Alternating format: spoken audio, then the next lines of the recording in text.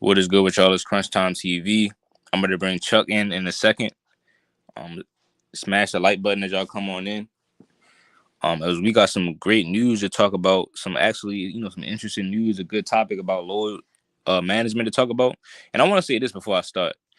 I do want to set the record straight and address how LeBron got cheated the other night. He should have had a chance to ice the game in Boston because he did what I've been telling him to do all this time, and that's drive to the lane, and play to your strengths in the clutch moments. And that's exactly what he did, and he didn't get the foul call. The referees cheated LeBron James. But now it comes out that him and AD are taking off for tonight against Brooklyn, and I believe they are scared to play against Kyrie. They're trying to use the other night as a scapegoat for the reason why they about to process the game. And so, like I said, I'm about to bring in the guests right now. A big shout out to all the guests that be helping me do this streams. You know what I'm saying? Because we wouldn't be getting the recognition if it wasn't for everybody to be coming on. All right, so look, we got Chuck and Thomas in the chat right now. I'm about to add him in right now. Let me see.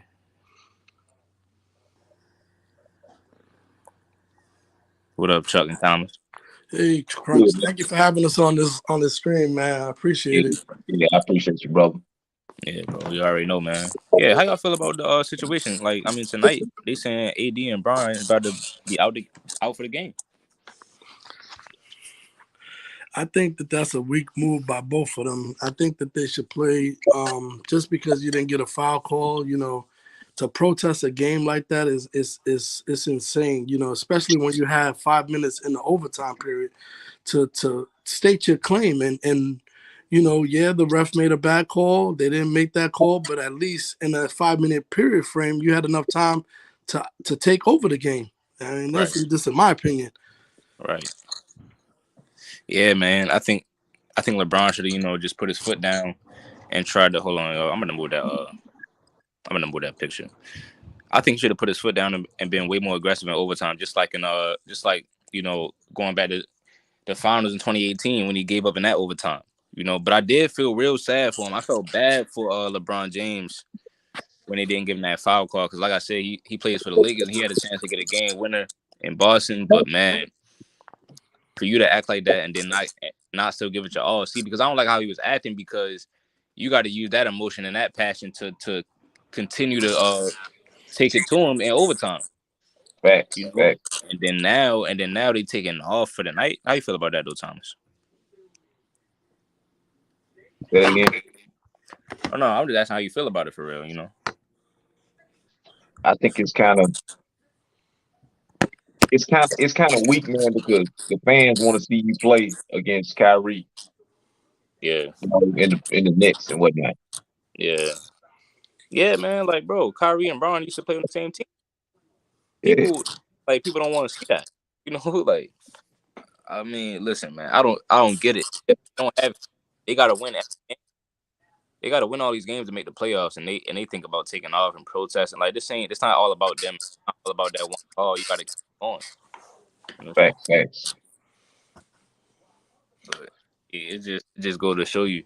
I mean, think about it, because Chuck was saying earlier how people might be coming from out of the country just to go see that game, bro. That's a big game, man. I don't understand, bro.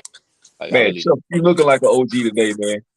You looking like an OG today, man. Hey, man, I am an OG, man. Hey, so look, this is the thing, and I mentioned a Crunch this. You got to think they're UK fans that love the basketball game.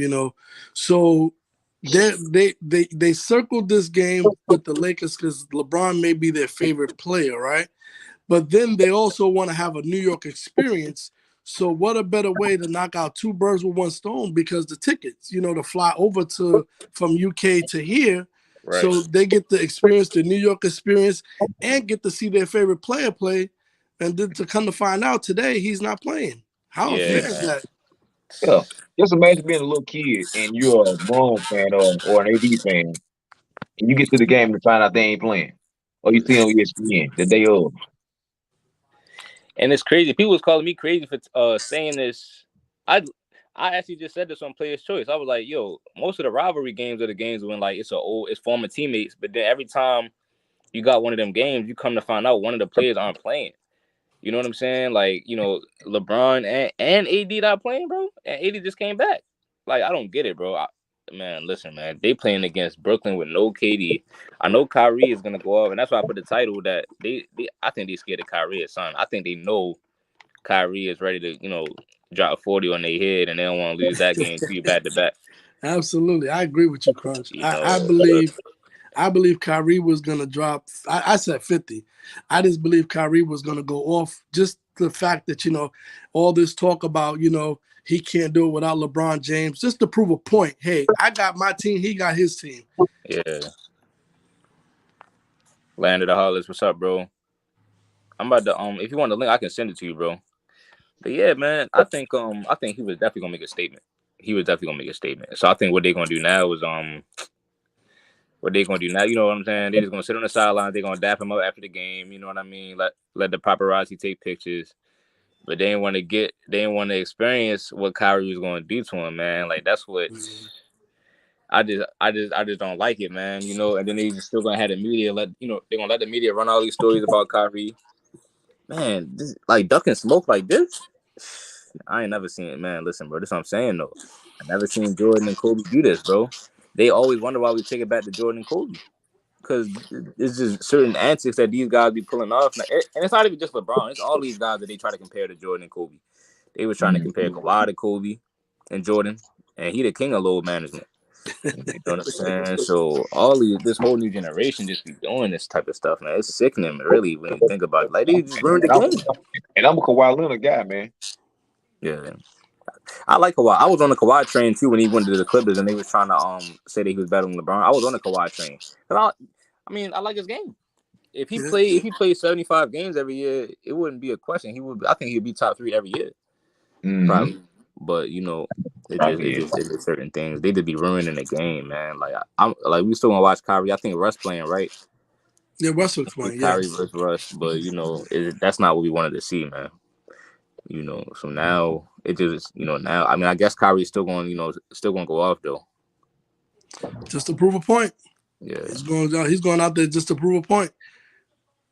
And it's gonna be, to me, what would be better when each time Kyrie scores, he looks at LeBron. Yeah. Look at LeBron just to make a point, just to prove a point. Man, it's gonna be tough. Yeah. It's gonna be tough, man. It's a missed opportunity for LeBron. Honestly, it's a missed opportunity by him. Mm-hmm. Take this day off because it's an opportunity to let people know I carry Kyrie, and right, and you're not taking the opportunity. No, like you said earlier, Mike and Kobe would welcome this smoke. Right. They would welcome this smoke. It's an opportunity. We're about to find out who's the best player. I'm gonna show you I carried you and you didn't carry me. Right. And I wasn't gonna make no excuses neither, because Kyrie don't got KD, but I was going, we're gonna keep it 100. This is a team that Kyrie been balling with lately. If LeBron would have got the dub, I would have been saying, yeah, LeBron kind of sung Kyrie last night, or vice versa. Now we can't even really see what it really would have been. Right. Because these guys don't even want to play. It's crazy. You know what I'm saying? It's a shame what these NBA players are doing. I think the league needs to step in at some point with this whole load management thing. Because it's not only a detriment to the fans, but it also hurts, the players' legacy, and I don't think they realize that. I don't think they are taking that to account. How sport writers and beat writers are actually looking at this overall, the totality of it. You know what I mean? Mm-hmm. Because you could take longevity out of it now at the point, because anybody can have longevity if you're going to miss 20 to 25 games. Exactly, bro.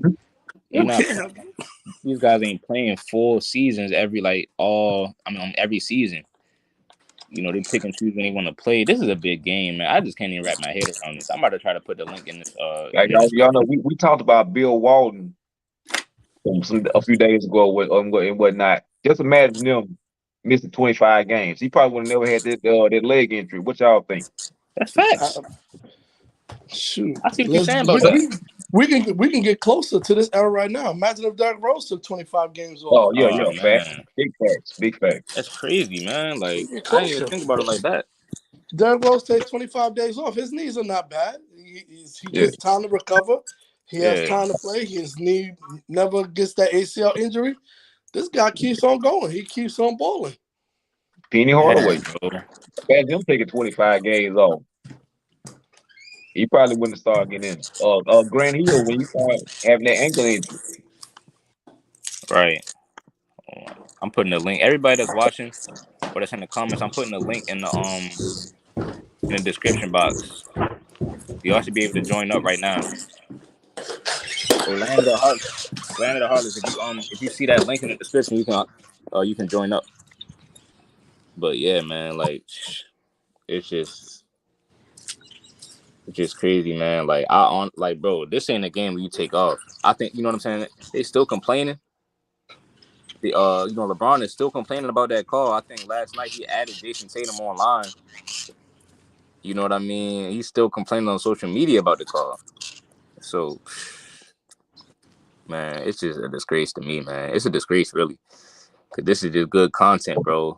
How do you take off when y'all about to play against Kyrie? Like, what are y'all doing? And it's really not even just Kyrie. They need these games to make the playoffs. You know what I'm saying? So I don't get it, man.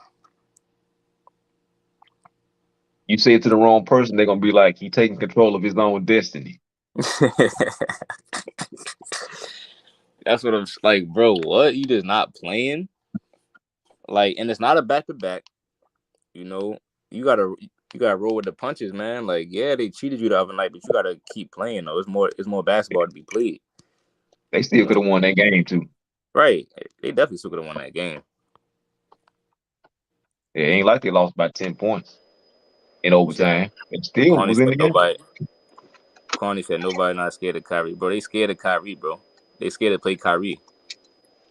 You know, it's simple, man. Kyrie been going off every game lately. They know what Kyrie is about to do tonight. Kyrie is still gonna go off, bro. Kyrie, Call me corny, man. You might as well go ahead and join Cobra Kai because you never give up, man. You never accept defeat. You never accept defeat, man. One of wants to have nothing on you. Yeah, you never accept it, bro. You made Johnny Lawrence like Dimitri in season 1 of Cobra Kai. I mean, he got to look at the facts, though. I mean, Kwani, this answer this question real quick for me, since you're backing up their story, right? He ain't afraid of Kyrie. Why didn't LeBron take over in that overtime period with 5 minutes left in the game and show the refs that they made a bad call instead of jumping around and being upset about the non-call?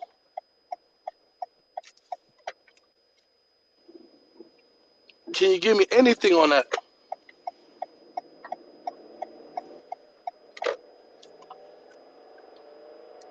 That's what I want to know.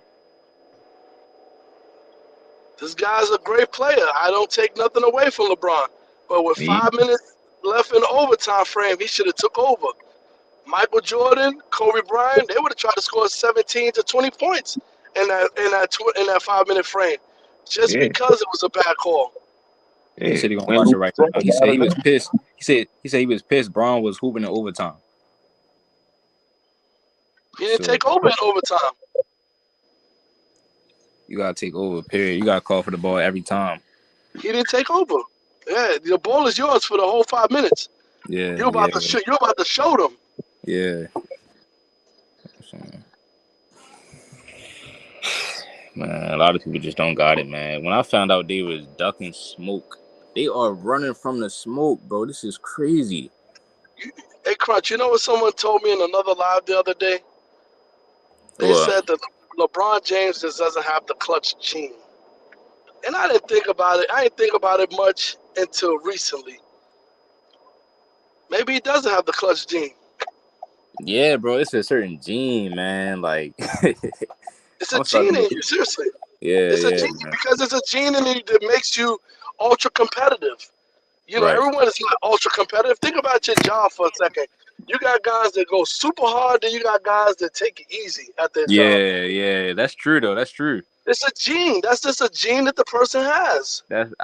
Bro, I think you might be spitting the fact right now. Cause I mean that's true. It don't matter what.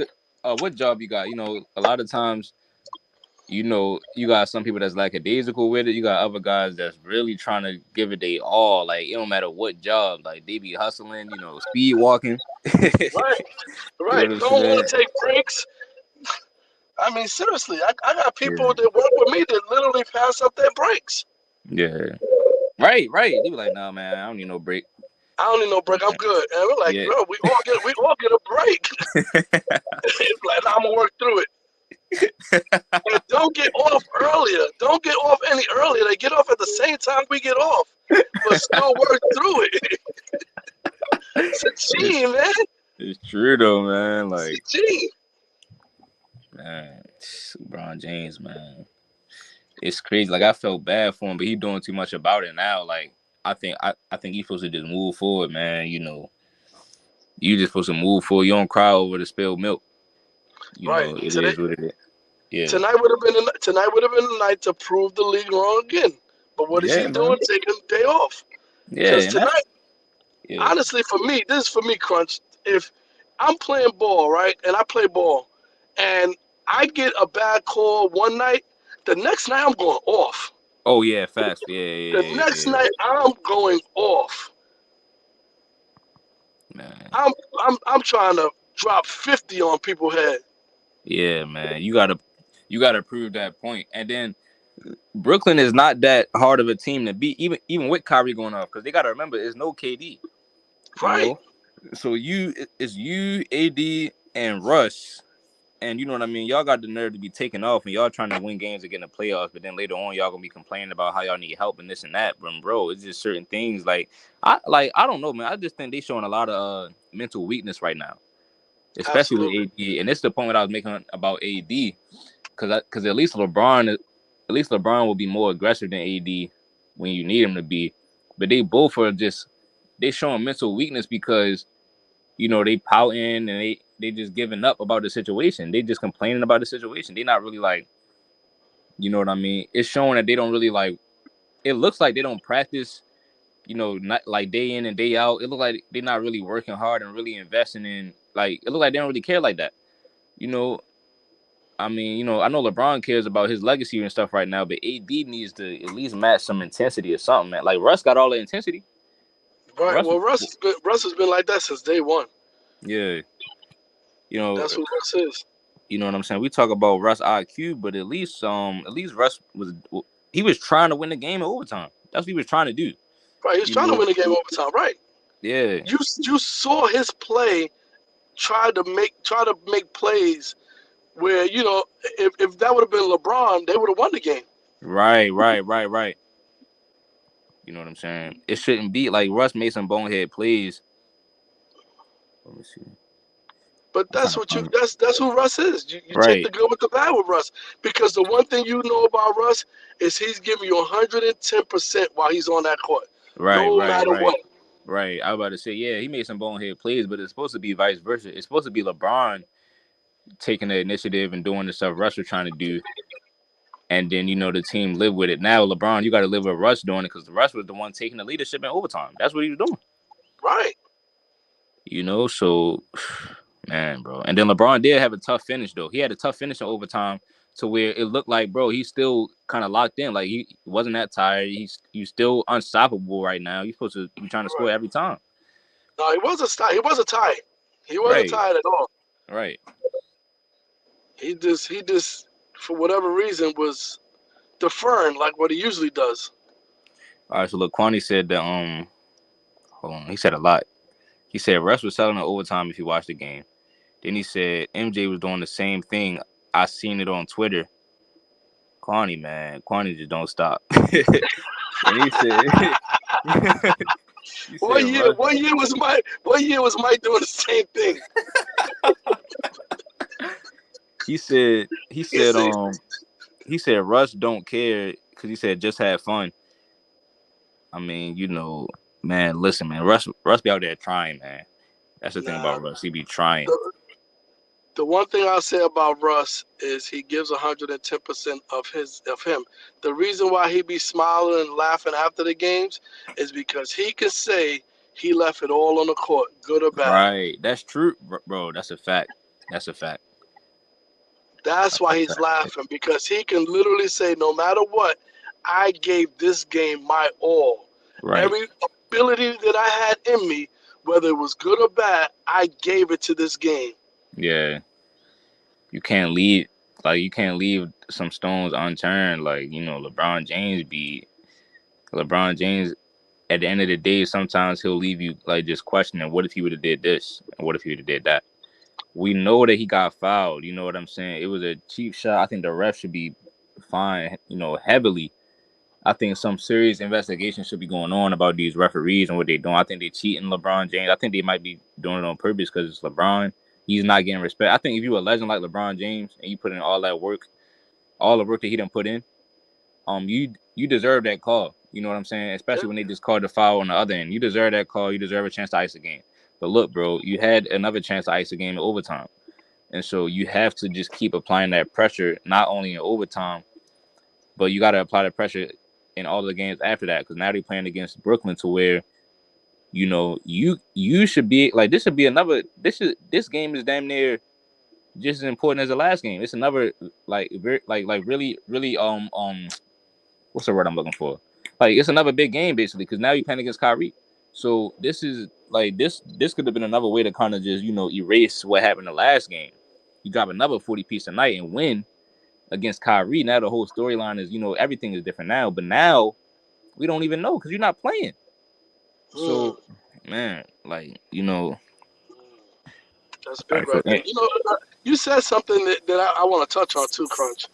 You yeah, had said that the refs, right? And I agree to this point, because you don't, these refs are fans of the players as well. right, So you don't know if that ref is a fan of Kareem Abdul-Jabbar. right. You know I what's think crazy, at some Chuck? Yeah, point, go ahead, yeah, go ahead. I think at some point we need to evaluate who these refs' favorite players are, so we can match them up with certain games. That way, this doesn't happen. Yeah, Yeah, but how do you expect the honesty to go along with that, though? Do you think I refs will mean, be honest with who their favorite player is? at some point we have to find out this stuff honestly, because I believe this is just my opinion. I believe maybe that ref is a fan of Kareem Abdul-Jabbar. He looks at LeBron. He said he's nowhere near who my GOAT is, because his GOAT is Kareem Abdul-Jabbar. He doesn't give the foul call because he feels like LeBron is beating my GOAT because of longevity, mm-hmm. and Yeah, and bro. he's just not going to give fouls for LeBron ever. Yeah, bro. It's crazy you said, bro. It's crazy you saying all this, because when I was at work yesterday, I was thinking like, yeah, what if they just kind of just don't like, just jealous of him by the pass the record and things like that, bro? No, but you're right. Like, what if that's his favorite player? Like, what? Like, some of these refs been refing for many years, bro. They probably ref Kareem back then, Right? or etc. Like, you know what I'm saying? They probably refed against Kobe and Mike, and they got that type of bias going on. It could be anything, bro. But I It could think be that anything. right. I think that you gotta just call it down the line. It has to be even, bro. I don't, every play. It don't matter if you're a fan or not. I think you gotta call that fair, man. You gotta make that call. You gotta at Yeah. least like, man, be anticipating. If you looking right in front of the play, you can't miss that, man. It's a clutch moment. It's LeBron James. And not Or, just So or, or this is what the league can do. You see how the NFL has that rule that after 2 minutes, the New Jersey gets involved, where they're the ones who are calling the replay calls, opposed to you having a challenge. You know what I mean? yeah, Like yeah, after 2 minutes in the game, everything goes to New York, and New York is the one who's basically making all the challenges, whether it's a foul, whether it's not a foul, all these things that impact the game. yeah, and you also got to look at the fact that refs may be afraid of the fans, because I did hear a couple of rumors that like refs don't like refing in Boston in general because the Oh fans yeah, will get on their ass. oh mm, yeah, absolutely, that's true. Same thing in Philadelphia. Philadelphia is one of those cities too that the refs, yeah. they're afraid. Hey, NBA, let's go. How you feel about LeBron and AD missing the game tonight? Oh, I'm annoyed. I'm annoyed. And I'm a Laker fan, man, and I like both of them. But like, you're in a position where you're in the 12th seed, you're a couple games behind of the fifth seed, but that can easily change with 2 or 3 games. Right. And you guys sitting out when you need a playoff spot, you need to be playing. Yeah, man. I agree 100%. Like, this is the thing. I felt sad for LeBron James, man, but now, see, this is why LeBron always makes it hard to defend him, man. You can't even defend a man for one day without him making it worse the day after. Like, bro, now you're supposed to continue. Like, you already got people defending you, but now you taking off for the next game, and it wasn't even the back to back. You and AD. So this is when we saying, like, by the end of the season, when they find themselves in the positions that they find themselves in, and we put a lot of blame and responsibility on the star players. These are the type of things we be talking about. And with him resting, like LeBron has a precedent of doing this. Like when he left Miami, to go back to Cleveland, I don't remember him playing D Wade in Cleveland. Like when he was in Cleveland, D Wade and Bosh were still in Miami. I don't never played him. Maybe they played a game, but he didn't sit out a lot of games. Right. Am I echoing? No, I don't echo. You good? Right. Yeah, man, it's just crazy, bro. LeBron James, man, like. I don't know. I got LeBron as my number 2 all the time. I love LeBron, but there's just some stuff that just pissed me off about him. Yeah, man. I'm not. None of this stuff gonna move him down on my list or nothing. It's just. He's so great, though. I'm right now. I'm more mad because I want to see him play. You know what I'm saying? I want to see him play against Kyrie Irving tonight. It's going to be It's supposed to be a good game. It was going to be a good game. Yeah. Right. Yeah. This damn near like this actually a game that I like. This is supposed to be my most my favorite game from the season, bro. Because this is the type of game to it. I'm a Kyrie fan, and if there's anybody I want to see him play against, it would be Bron and AD. I want to see what it look like, and then there's no KD, so Kyrie's getting all the touches. So it was gonna be some entertainment tonight. It's still gonna be entertaining to watch, kinda, but is Russ playing tonight? Yeah, he's playing tonight. Playing. But So, I'm a kid from Brooklyn. I'm from Brooklyn, right? And this is a game I circle. I want to see the best player play against our best player. Right. That's just the bottom line to it. KD is hurt, so we still got Kyrie. Let's go. Let's see who's who. Right. Like, oh my goodness, man. And Kyrie playing his best ball right now. Oh no, this is the best we've seen Kyrie ever, in my opinion. Yeah, I agree. But what I will say is Kyrie is doing this strategically, man. You got to think. Nike dropped him. The league wanted him out the league. He's doing this to prove a point. Man, I'm a baller. Y'all not going to do the same thing y'all did to Colin Kaepernick to me. Right. I'm going to show you I can ball. And that's why he's doing it. Kyrie is very strategic and very smart. So you have to remember that. Yeah. Yeah, that's true, man. Just like NBA List guy said, bro, I think this might actually be his best ball, man. Like, and it's crazy that he always gets better. Like, the thing about Kyrie, it don't matter if he come off an injury or if he coming off a month break. When he's back, he's elite. Back normal. He's elite. Yeah, he comes back. Yeah, he comes back elite every time. It's crazy. Like it's just crazy. And like when I'm looking at like his 2016 season, like he probably played his best in the finals, but overall that season wasn't the greatest season for him. Even with that finals being in there, like he wasn't that good. He was coming off an injury. Yeah. So maybe 2021 you could say that, but he didn't play enough games. But this season, like I'm definitely saying, like he's trending up towards back again at 50, 40, 90 now. He's trending that direction now. Yeah. Like he's looking good, bro. He was helping KD out perfectly when they had that winning streak going, and then when KD went down, he actually stepped up his game. Like they lost the first few games when KD went down, but then he turned it around immediately. Like as soon as when he needed to turn it around. I don't know, the big problem with the Nets is the non-Kyrie minutes and the non-Nick Claxton minutes. That's their big problems now, right? Because when you have those two, when you have Kyrie off, you have no offense going. When you have Claxton off, it's no defense. Right. Yeah. Yep. That's very true. Man, so we're gonna have to see what happened tonight. I mean, I guess it's a little bit more even now, though, with because it's only listen, man. I just don't understand why they do that to these fans, bro. You got people waiting to watch these games, bro. This is insane, bro. And I know for a fact, Chuck. I know for a fact people have already bought this game ahead of time. And the fact some players sort of try justifying that they sit out, even though they feel bad for the fans. They try justifying it. Like there's no justification for that if you're not injured. Yeah, man. Like, like Richard Jefferson, like he's like complained about it twice now. Like I agree with everything he said in those comments. Like he went off about the resting. Yeah, it's just it's just disrespectful. Like you think you can just take off, bro? Like I mean, bro, people are literally coming to watch you play.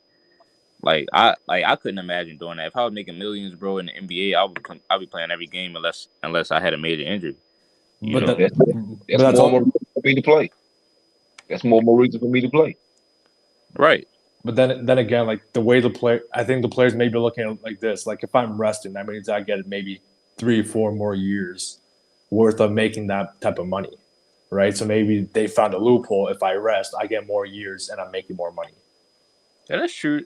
But then now you have now you got the dilemma of what do you care about more? The money or the love for the game? And it I, sounds a little bit cheesy, but man, like it's just certain things, bro. Like guys, the era right before this one, even like towards the end of Kobe's career, guys love the game, bro. Like you yeah, can't say KG didn't love the game. You can't say Tim Duncan didn't love it. These guys were trying to play every single night. Now Tim Duncan and them did start the load management, but that would only be for like a few games throughout the yeah. season as they were getting older. Like you know what I mean? Right. That was just for a few games. Like even looking at like lower tier guys like Jamal Crawford, like even now, like his whole life is basketball. His whole life is basketball. Like Right. Yeah, because of the love of the game, they really loved the game. It Yeah. was a passion for, and it wasn't only a passion for the game, but it was also another thing that they wanted to prove that they were better than other players. Right. That's You what it know, was about. Now it's like nobody cared. Everybody just be like, "Oh, just appreciate every play." How am I appreciate you when you're not playing? Exactly. People like just appreciate the greatness, man. Back then, people cared about the competition aspect of it too. right? Like friendly competition. Everybody think it's like disrespectful to compare players and like talk about head-to-head matchups, but bro, like this is what it's all about right here. Like and this is an exciting game. You don't sit this one out. I know they're trying to extend their careers a little bit, but you don't sit this one out, man. This supposed to be especially LeBron. I'm heavily disappointed in LeBron. This is supposed to be the game where you say, all right, hold on. I'm about to play this game though, because we gotta play Kyrie, right? Oh no, I'm yeah, playing this game. You're like, where's the Right. passion at? Like Yeah, it's you don't kind of care that you're playing against Kyrie. I don't like how folks be like, saying the regular season don't count. It kind of do count to me. Yeah. It's kind I of mean, like it's I kind of mean, like looking at a movie clip. Yeah, the movie clip looks good, which I'm comparing the movie clip to the regular season, but it ain't the movie, which is the playoffs. So you got to really see what's gonna go Mm, down in the playoffs. That's a good yeah. analogy. That's Yeah. good. Yeah. That is definitely a good analogy. Hey, And hey, also, another thing, Thomas, say what? Say it again. Thomas, another thing I would say, back then, it was important to get home court advantage. It was like, I want to be at home. I want to Mm-hmm. be at home Yeah. in front of my crowd. Right. I Yeah, want to, so now these people just take their time. If I get into playing, I get into playing, and I'll make a move from there. What kind of Yeah. mess is that? like Right. Man, it's supposed to be all connected. and like to that point of having home court advantage, like LA, like Sacramento, like these teams, like they have some of the best fan bases in the league to play Right, at home for. So like, why wouldn't you try to get that home court advantage, right? Like, Facts. Yeah, bro. Like that's a good point. I was about to say because it's supposed to be all connected. So you supposed to be playing for the fans. The fans are coming there supporting you, screaming their lungs out every night. Y'all supposed to be a team. As far as y'all trying to get home court advantage, because now when the playoff starts, that matters to the fans too. Because now it's more games to where they get to come to the stadium and watch y'all play in the playoffs. and there's more at stake. Yeah. right. And you could close out these games at home. Yeah, man. Like. Like think about Brooklyn, for example. Brooklyn is a 4 seed right now, right? They've been holding it steady. They're like, we're gonna hold it down until KD gets back. They still have opportunity to get that number 1 seed. Right. Right. You know what I'm saying? That's why Kyrie. you play. I'm Yeah. sorry, Coach. No, go ahead. Go ahead. That's why you play the game. You play the game because you figure, hey, look, we're trying to make a push. So towards the end of the year, we're gonna make a strong push for that number 1 seed. So everything goes through Brooklyn, Mm-hmm. and that's Yeah. what you want. That's what you want. Everything going through whatever city it is, whether it's LA, whether it's Golden State, whether it's Milwaukee. That's what you want. You want You want the opposing team to have to come to your home. Yeah. The fan, and it goes back to the fans too, man. Bro, like that's how you build up your fan base when they see that you care about them too, and they see that you come in every game and really trying to get that home court advantage, really trying to give it your all every night. If you just playing here and there, then you might leave in 2 years. There's already rumors of you trying to leave. The fan, like you're not building up no strong fan base, for that home team. Like you might have fans personally that you're that favorite player all over the country, but you got to build up the fan base too, so that can help because that helps you in the playoffs. You know what I'm saying? Home court advantage is major, bro. But like I say, man, this is a legacy game that people don't understand. This is a legacy game for everybody involved, bro. So that I don't get why you sit out legacy game. You playing against another superstar, I don't get why you sitting out. Period. Like even if this Period. wasn't Kyrie and they didn't used to play this together. This is another superstar in the NBA. Like you supposed to. This is competition, bro. Like what are you doing? I'll see if you was playing against the Magic. Like LeBron will play. He'll play against the Houston Rockets and drop 40, 50. But you don't want to play this game. This ain't, man. Like I don't know, man. I just don't know. I don't get it. And I literally called it out on Player's Choice. I'm about to go screen record what I was saying on Player's Choice too, and so I can chop it up and tell everybody. Because look, they all thought I was crazy from that episode, and that's literally what I said. I said, bro, it's literally word for word what I said. But listen, we're gonna see Kyrie go off though. And then I'm pretty sure this is the Nets and Lakers last game of the season, right? Together. Yeah, I think so. So, and they're not. I don't think we're seeing them in the finals. So we won't even see a KD Kyrie versus LeBron AD again. Right. That's sad. Wow. That's sad, bro. That's sad. Wow. Cause last year, I think or the year before it might have been, guys was hurt or something like that. It was like guys was hurt. I think LeBron was out or something, or KD was out. Like it's never like, you know what I'm saying? We didn't see the full matchup. And then last season, Kyrie had the vaccine situation. Man, this supposed to be the season. KD done already got hurt. Oh, LeBron and AD gonna rob us like that, bro. Oh my gosh, bro. Man. Hey, AD been robbing us for like 2 or 3 years now, bro. Yeah, AD is highway robbery, bro. Because I can respect the fact that you're injured, but like some of the injuries he has is no reason why he should be out a month, 2 months. Right. He was just out for that long. See, that's why I'm actually probably more disappointed in low key, because AD is you need to be back playing. You're supposed to be the best player on the team, low key. I mean, that's what everybody be saying. I think LeBron's still better, but AD is the one that's young and healthy and prime. Bro, what are you doing? No, and but KD is already out. So like, remember back in 2020, like there was a real conversation for AD being a better player than Giannis, right? Yeah. And the goal was to make AD the guy for the Lakers while LeBron sort of started falling off, right? Right. But that never ended up happening.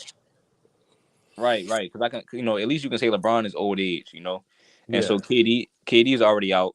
So if LeBron were to sit out, it kind of matches up a little bit. It's supposed to be Kyrie and AD. That's actually the same generation right there, Kyrie and AD. That's what we really want to see. They're drafted a year apart from each other. Right. So, man, bro, AD, you sitting out too. I think AD just sitting out just because LeBron wanted to sit out. LeBron might let's say LeBron is mad about that call and he's trying to make a statement and get some rest.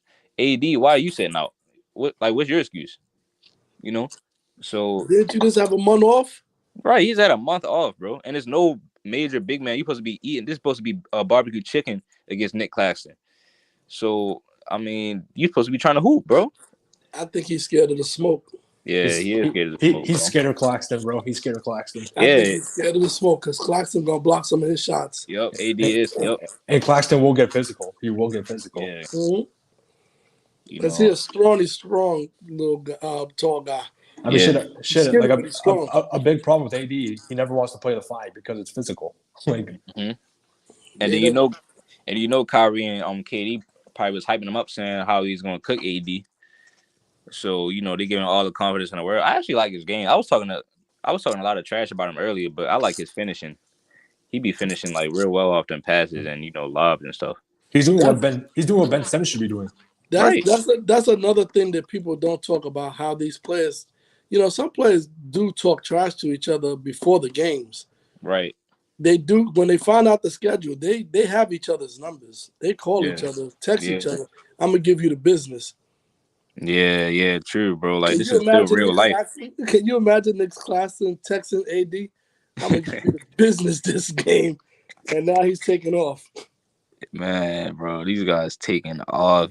Kyrie is hitting Bron phone, bro. Like, bro, you scared to play, bro? What you doing? Isn't it crazy that that a Kyle Lowry and Aaron Gordon rivalry has been bigger than LeBron and KD? Like, yeah, I think y'all know what I'm talking about. But You said Kyle Lowry, Aaron Gordon? yeah, like, do you know what I'm referencing to?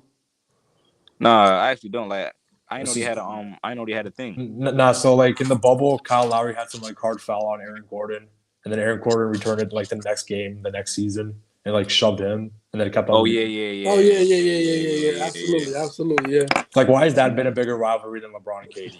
Yeah, man, it's supposed to be. Like, This is valuable years, bro, that we should be getting between Brown and KD, and you know what I mean. like coming into the season, I thought this season was going to be one of the best of all time because everyone was supposed to be healthy this year. Like, we got Kawhi back, we got PG back, we got LeBron back, right? We got all these guys back, and there was no clear cut favorite this year. It was supposed to be a really good season, but it hasn't turned out that way, in my opinion. It hasn't. It really has. It's been a disappointing bro. season, actually. Yeah, it's sad, bro. It really Actually, is, bro. it's to be honest with you, it's drawing less fans to the NBA because of how the load management is happening. This guy Brandon Ingram was able to take a week off because of a bruised pinky toe. Come on. Yeah, man. Listen, you got guys in the NFL who can't throw the football 10 yards in the game still. Yeah. That sounds funny every time you say it, Chuck. Every time I hear it, he took off for a pinky. Bruised pinky. You stub your pinky toe on. That don't stop me from working. If I stub my pinky on something, I'm still going to work. Still go to work. I don't work with dudes who didn't have fingers. Right. So why you gonna complain about having a bruised finger? And it's just basketball. Like, basketball is physical, yeah, but people still be going to do forklifts and all type of lifting for work. Right. You know what I'm saying? And even if you just keep it basketball, bro. I remember when I was younger, used to be going to the court. It don't matter if my leg was hurting a little bit or whatever. You know what I'm saying? Just like knick-knack, like tic-tac injuries and stuff. If your friends and stuff was going to the court today, you still gonna pull up. Hey, Crunch. Here's one for you. I was in my junior year playing for John Adams football, and I broke my ankle. I broke a bone in my ankle, so it hurt. Man, I told the coach I told the trainer, tape it up, and I'm going back out there. Man, tape it up. And then the next day I went to get X-rays, and it confirmed I had a chip in my ankle, a bone broke in my ankle, and I still played that game. And I played the next game on Friday. That's crazy. That's actually crazy. Let me tell a story. So, like, I was trying to. So my last year playing ball is for an AAU team, but like it was the playoffs, and I sprained my ankle that one of those games, and I played the next game with it. And we only had 5 guys actually playing on the team because the other 6 guys didn't want to come because they weren't getting minutes. Wow. So the referee goes up to my dad asking if I'm special ed because I was like limping so much. Man, I had listen, like my junior year, I like the team shoes that we ordered, they ordered a size too big because I didn't really know the difference at that time between like regular shoes for school. At the time, I don't know if these shoes was cut small, but I had a size 13 shoe that I was wearing for school. So I ordered a size 13 for hooping shoes, and it was way too big. And so I was getting all types of calluses and corns on my toes. I had one big corn on the bottom of my toe that actually hurt. And I had it for months, and I kept playing. But then one day I had to get like some type of like minor surgery to where they froze it up. And this was right before the game. And I still went to the game, and I was kind of like, it felt all right, but it was just I couldn't run full speed. But I still played that game, and I had like 7 points, 9 points. But they had put me on the news though. That's what I'm about to say, like because the news station for the local news came to that game, And I was a junior, so my junior year I wasn't starting on varsity yet. The seniors had all the minutes. But that game we played a bad team in the playoffs, and the starting point guard, he was hurt, so I got more minutes. So I just so happened to get a lot of airtime for the news. You know what I'm saying? Even though I came off that injury, but what I mean, like this just go to show, like we like low management, bro. Like what is that, bro? These guys be. This man AD is back. Like he can't. He was just out. You know what I'm saying? He was just out for a whole month. You back healthy. It's just no excuse. It's nothing you can say. And this is the type of things that we be trying to tell people, bro. Like it's nothing that you can say. It's no excuse, bro. But they still will make excuses, bro. And it's just sickening. They know for a fact certain players back in the day wouldn't have done this, but they act like they don't know what we're talking about. I mean, as much as we get on Scottie Pippen for having 2 bad series in the finals in 98, 97, people will forget all the injuries he was playing through. He had a back injury. Like, he was playing through it. He still played. Yeah. Still played. Man, Kobe had a broken finger for most of the 09-2010 season. Kobe literally tore his Achilles trying to carry his team to the playoffs. Yeah, man. Like, man, it's sick, bro. And like I said, and then that's the thing. That's another thing, man. We talk about Foot his second year in the league, and he came back and said he felt like the franchise had a losing mind frame, so he wanted to play in the playoffs. He didn't want to just settle for the he wanted to allow the team. But yeah, you talking about Michael Jordan, right? Yeah. Yeah. When Jordan broke his foot and then came back, led him to the playoffs. And that remind me, how people be trying to talk about how a wavy boy, the link is in the description box. How LeBron James got hurt when he had Brandon Ingram in them, and then he came back and then he said you're gonna have to be playoff mode, and then he missed it. But when Jordan came back off the broken foot, they made the playoffs. They were barely in that. They were barely in it too. That's the reason why they faced the number 1 seed, the Boston Celtics. Right. They had people forget that they was out of playoff contention, I think. They right? were out of the playoffs until Mike came back. 17 games in, won those games they need to win to get into the playoffs. And the Bulls tried forcing him to sit out the rest of that season too. They tried forcing him to sit out the rest of that season. Yeah. Right. He was like, no, I'm trying to get us in the playoffs. I had a question for you. They said this rest up your foot, but Mike went hard on that training, man. He went hard on rehab. Yeah, so we got more guests in here right now, y'all. What's good, yo? Could I ask you a question? I don't know if y'all can hear me. Yeah. We got put the name Crunch if you can. What was that? I said put our names up if you can. Yeah, I don't know why I don't got y'all. Did y'all type in your Yeah, I typed my name in. Yeah, say your names on the guest hold on, I'm about to try to do it in settings. What's good, Chuck? What's good, man? Wait, can y'all hear me? Yep. Yeah. Clear.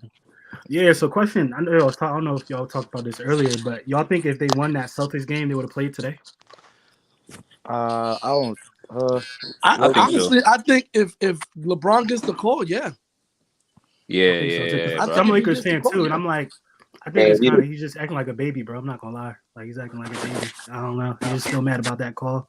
That's just my opinion. I'm not sure if that's fact. I'm a Lakers fan too. Like I get the call was like the normal call was bad, but like to jump around and like cry about it basically.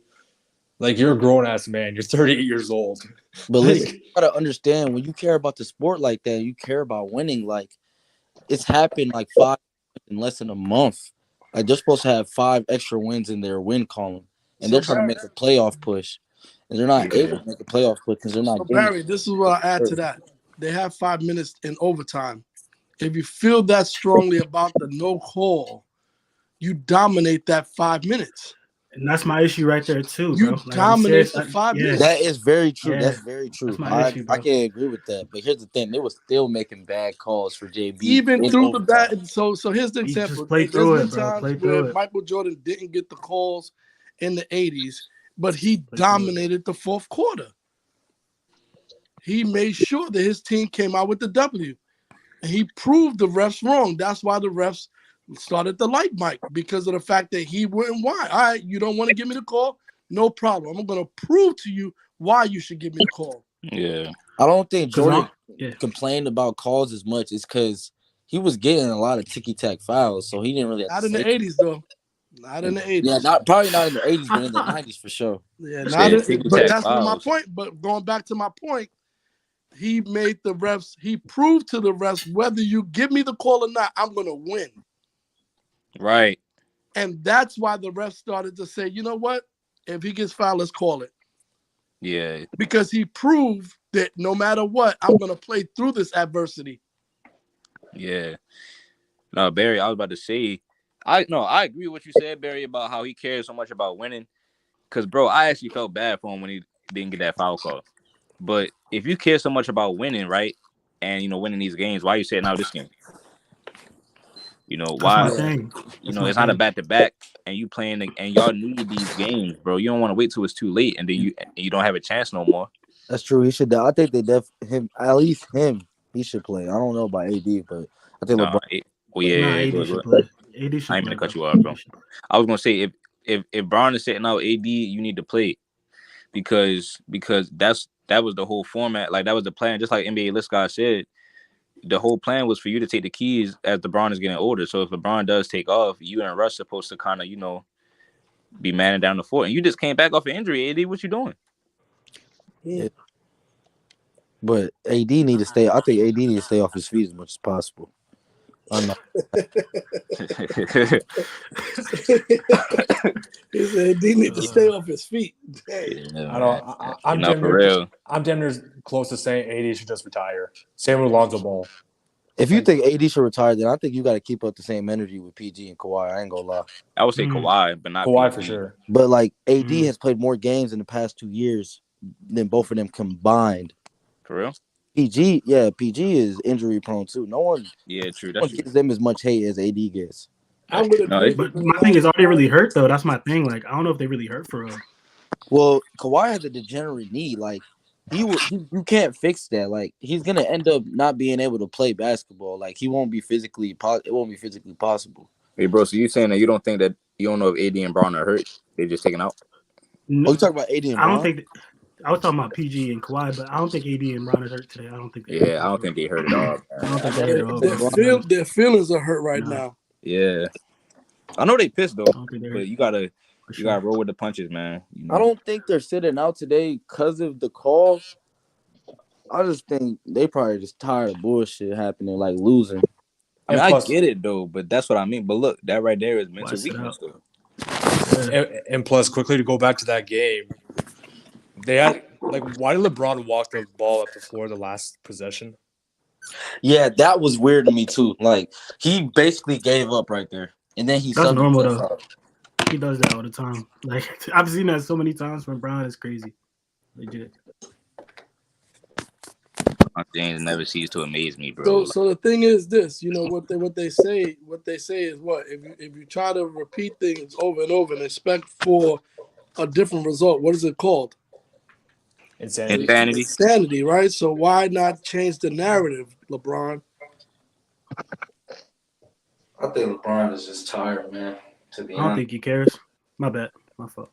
I think he deserves a break too. Like he's been dropping 40, 35 bombs like on the regular lately. No, like I think LeBron does care about winning still. Like I don't agree with that empty stats narrative, but he does have those times where like something happens where he doesn't agree and then he just says, fuck it, I don't care about the rest of the game. He turns off. He does that when it's like a 15-point lead and like 3 minutes left in the fourth quarter. I can agree with that. He turns off. He does turn off. He definitely turns it off when he knows it's no winning the game. I think y'all talked about this, but in my opinion, I don't think. To be honest, yeah, he's dropping 40 balls, but at the same time, where they're at, like they don't got no picks, so they're not tanking. Oh no, they have to win. They have to win. So it's just like, especially when you're talking about you going to Brooklyn, where they go once a year, like you have to go to that game. Yeah, I play that game too. I brought up a fact about the UK watches these basketball games just as much as everybody does too, and I'm let's say I live in UK and I'm like, man, LeBron James is my favorite player. He's coming to New York. I'm gonna go to New York, so I get two things done with one stone. I get to view New York and I get to watch my favorite player play. and come to find out your favorite player is not playing. How satisfactory is that for the league? Right. Yeah, I can It's, agree with that because I'm going to go see KD and Kyrie later in February, and if they don't play, I'm going to be pissed off. Me personally, And I think don't of know it. these superstars Think, ball out. and think of it from the owner's perspective. We're investing like 40, 30 million on like LeBron, AD, these players, and they're resting games. right. And this is a big revenue game. Huge revenue game. You Yo, know. and the Lakers are not in a position to be taking off games, though. Exactly. That's the thing, bro. Not even like the first seed or right. Same with the Warriors. They're doing the same thing. They're resting I was going to players. say, do y'all have the Like, same energy with other superstars? Because like Jokic just sat out a game versus Giannis like last week. Oh, see, look, I didn't even know that, but I Absolutely. definitely see the same energy. I do the same thing for all players. Yeah, all superstars. All superstars should play. Especially if you're playing against another superstar too. Like Jokic, I actually didn't know that. You don't duck smoke against Giannis, bro. You don't do that. So and like my philosophy is like if you could walk, if you could run, you could play. Yeah, bro, like even if you don't have to be 100% to play. You can play 75, 80%, bro. You a little banged up. Everybody be banged up. You know, Kobe was out there playing sometimes with where he had to shoot left-handed.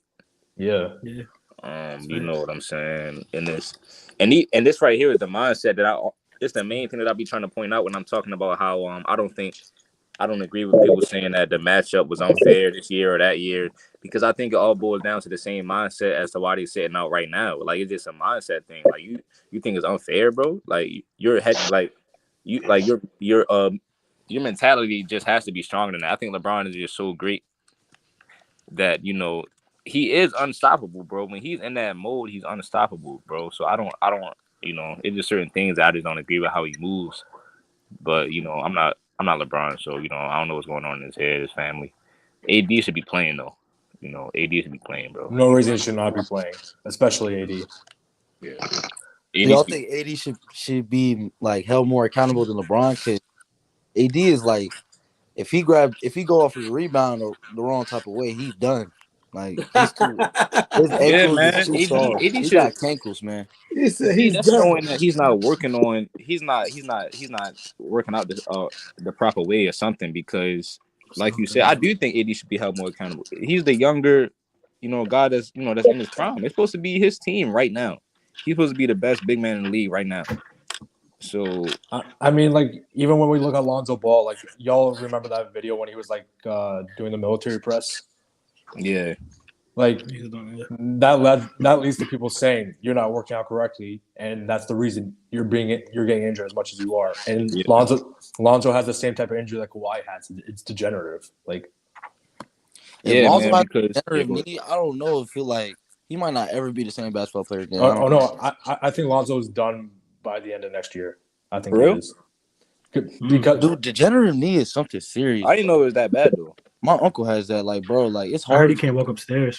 Your knees get worse and worse every other like week. Like, and the fact that Kawhi is balling out like this, like I gave him his props. Like he's been averaging like 30 for like the past 10 games, and he's shooting like 45% for three. I got a friend that who's with me, and he was talking about how his knee has been bad for so long. Like it's rare that he has a day where his knee feels like perfectly fine. He always talking about something wrong with his knee, like the inside of his knee. He can't put his finger on it, because we don't really know much about the medical side. But I think maybe he might got something like that. Yeah, he might do. If it's always hurting or always getting worse, hard to run on it. He need to go get that checked out because that's something serious. The crazy part though, he still be playing. That's wild. I mean, we're not in the NBA, but we still go to run pickup and stuff like that. So exactly. But he don't need no trainer. Right. He don't got all the superstar technology that they be having. Man, these guys different, bro. I mean, shit. If you play pickup in the right places, like they do be physical and they do be tolling on your body. Like they do. Yeah, bro. Like for us, like the equivalent for us, you can go to LA Fitness right now, and it'll be guys in there that's the whole other team can be stronger, faster than you. Anything can happen when you go to the gym. Oh, fuck. Or just have that one big football dude that just like tackles everyone that goes to the paint. And we be in there playing for hours. When you go to the gym, you play for hours. You play game after game, go get water, come back. Nah, I remember there's this one really good player, like a small guard guy. He was one of those guys that never got tired, right?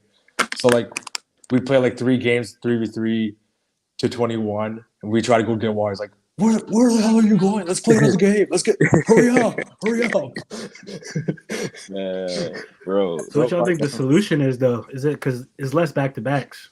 And I don't know. I feel like people get hurt way more often. I don't know. Honest, I think it's the trainers. Like, I think the training staff and the doctors and the medical staff on teams, like, I think they have too much say on whether the players play or not. I think at the end of the day, it should be a player's decision if they play or not. Because there's some cases where players want to play, but they can't play because their teams are telling them to rest and take breaks and stuff like that. If you're a superstar, a team should not be able to tell you if you can play or not. You demand you can play. You demand that. I can't agree with that. Because you have that jurisdiction on that team. But like you're telling me if LeBron's trainer is telling him not to play tonight, LeBron doesn't have the power to say no, fuck off. I want to play Kyrie tonight. LeBron definitely has the power to. If he wants to play, he can play. I don't think LeBron wants to play tonight though.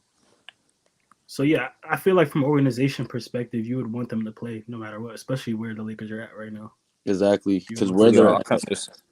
I found a quote because Stan Van Gundy was just speaking on this, and so I'm going to put a quote on here right now. Oh, I know what quote you're talking about. The tweet with him and KD and stuff like that. Yeah, I found a screenshot. Stan or Jeff? Like it was Stan. So this is what he said. He said 90s NBA teams had just a trainer and a strength coach, and they practiced more often and harder and played more back-to-backs. He said teams now. Hold on to my account. He said teams now. Dang yo. Oh, all right. Teams now have huge medical and performance staffs and value rest over practice. Yet injuries and games missed are way up. He said something's not working, and then KD said Stan spitting. So basically, yeah. I mean, basically, what he's saying is that like they had less. They had less technology and and things of that nature back then, and they had less developed staffs as far as training. But they would go hardest. They would go their hardest night in and night out. I think they trained harder back then every day, so their bodies were stronger and more more durable. I was just saying, their bodies are more durable. All of this $1 million technology, and they ain't even using it right, and they're not playing and practicing hard. That's what I was saying earlier. It looks like these guys aren't practicing hard and practicing that often, bro. Like it's like they just kind of celebrities and they practice when they want to. I mean, generally, when you look at players like back in the '90s, even early 2000s, right? Like they're generally bigger, buffer guys than the players today. Like, yeah, I don't think NBA players take the weight room as serious as they need to because the weight room is real important for basketball players, at least to me. Because if you don't work on your body, getting it stronger, being like the thing is, they start valuing the speed of the game, the pace of the game a lot more than it was valued back then, right? Because you did have like your main game plan back in the 90s was feed it to a low post and go off of there, right? Yeah. You know who I'm gonna blame on this? I'm gonna blame Allen Iverson. Yeah. I mean, you're not wrong. We talk about practice. We talk about the game. We talk about practice. Yeah. I mean, I remember Allen Iverson getting asked, like, what's your bench press or something like that? Like, what's your max? What's your PR? He's like, bench press? I don't bench press. That shit's too heavy. Yeah, he don't bench. He never worked out in the gym.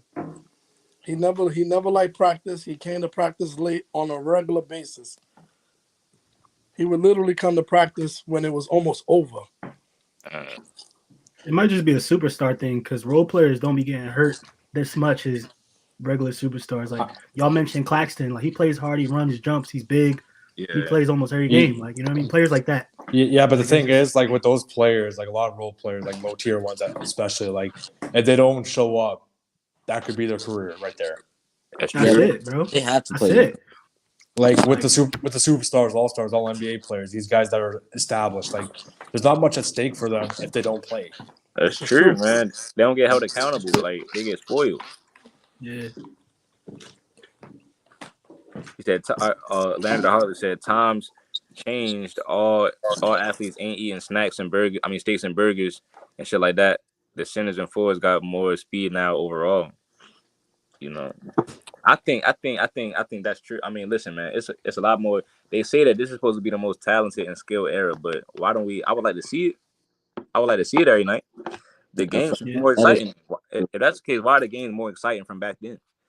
You know, I don't. I mean, they. I think with all of the talent and the athleticism that you have to be more wary of the training that you're doing now because you got to maintain that. And it's the highest pace now.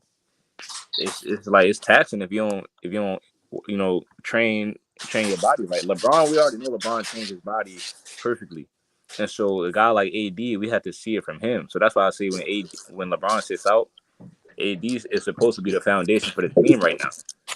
Hey, You can't just Crunch. be trying to go ahead. The era was so this era was so better than the eras that past. They can sit out games. Wait, you was breaking up at first. You said what? Oh, whatever. I am breaking up. I'll come back to it. Nah, I heard what he said. It was just kind of choppy. like He said can't be heavy running down this court in this era. So you see Taco Fall and Boban don't be playing like that. Yeah. that's true. Nah, Boban's just getting hold. He's the best player in the NBA by far. That's wild. Hey, I see a whole bunch of people try to jump off this cliff now that Embiid is better than Jokic because of this past game. What y'all think about that? To me, it's always been close. Like even before this game, even before last year, right? It's always close. Like they're 1A, 1B to me. But this game isn't enough to thread the needle to push either one above the other. Yeah, I would give it to Jokic. I think Jokic is a better player. But it go back to what you were saying earlier, Chuck, about how Kyrie always want to go off against Steph. I think that's kind of what it is with Embiid and Jokic, kind of. I was Because gonna say that. yeah, Embiid is always trying to prove that he's better than Jokic when they play, and it definitely reminds me of Kyrie and Steph. You know what I mean? Another thing with Embiid, a lot of people don't. I know you guys remember, but he was injury prone his first couple of years. Remember? Yeah. So and then the thing is now, if you look at him, he's proven a point that I could be healthy. I could play on this court. Facts. Yeah. And he's a star. That's tough, bro. Because I was at that game and for sure dominance. I got Embiid for sure dominant, but when I was watching Jokic play, he just sets up his players differently than Embiid does. I think when we're looking at Jokic and Embiid, when we're looking at player for player, a one-on-one standpoint, I think Embiid's a better player in that stand. But in terms of a team game, Jokic is better in my opinion. That sounds. I mean, the only thing I think Embiid is better at than Jokic is just scoring and rim protecting. See, but the thing is, though, I think Jokic's post game is it's not the same as Embiid, but Jokic still got an A+ post game to me. Yeah. Well, even though Embiid outplayed Jokic, Jokic still shot really well from the field. He just wasn't aggressive. Yeah, Jokic only put up 10 shots and still had 24. He was 70% from the field with 9 assists and 8 boards. That's what usually Jokic gives you on a nightly basis. And I think Jokic's game is a little bit more translatable to the playoffs just because of his passing ability. We've seen Embiid struggle just because he can't pass out of double teams. Yeah. Yeah. But he's gotten better at it. So the thing is with Embiid is you see the work he's put in. He's put in work. I love Embiid. He's put in work. And you got to give. I give credit to a guy like Claxton. You can see he put in work on the off season. You can see his game got better. Some people their game just remains the same. So to me, I'm not saying anyone else, but to me, when your game remains the same, it's are you really working on your game or are you just relying on what you're able to do already? Yeah. Because every year you should get better. But do you think players could just refine all their strengths, just work on their strengths and get their strengths better? Because I think we've seen players not change their game, but they elevated the game that they play and take it to another level. This happens, yeah, this happens. But for the most part, I'll use Michael Jordan as an example, right? When he was in college, he wasn't that great of a dribbler. He really didn't have a jump shot. All he was known for was just dunking when he first came to North Carolina. Then the next year, you could see he worked on his dribbling, got better at dribbling. got better at shooting that mid-range shot. So that mid-range shot became his go-to. Same thing with Kobe too. Kobe didn't come into the league as a knockdown mid-range shooter. Right. He didn't come into the league as a lockdown defender. Like he grew those abilities throughout time with putting work in the gym. Right. I can get with that. So when you work on your game, it's evident because you're able to implement it.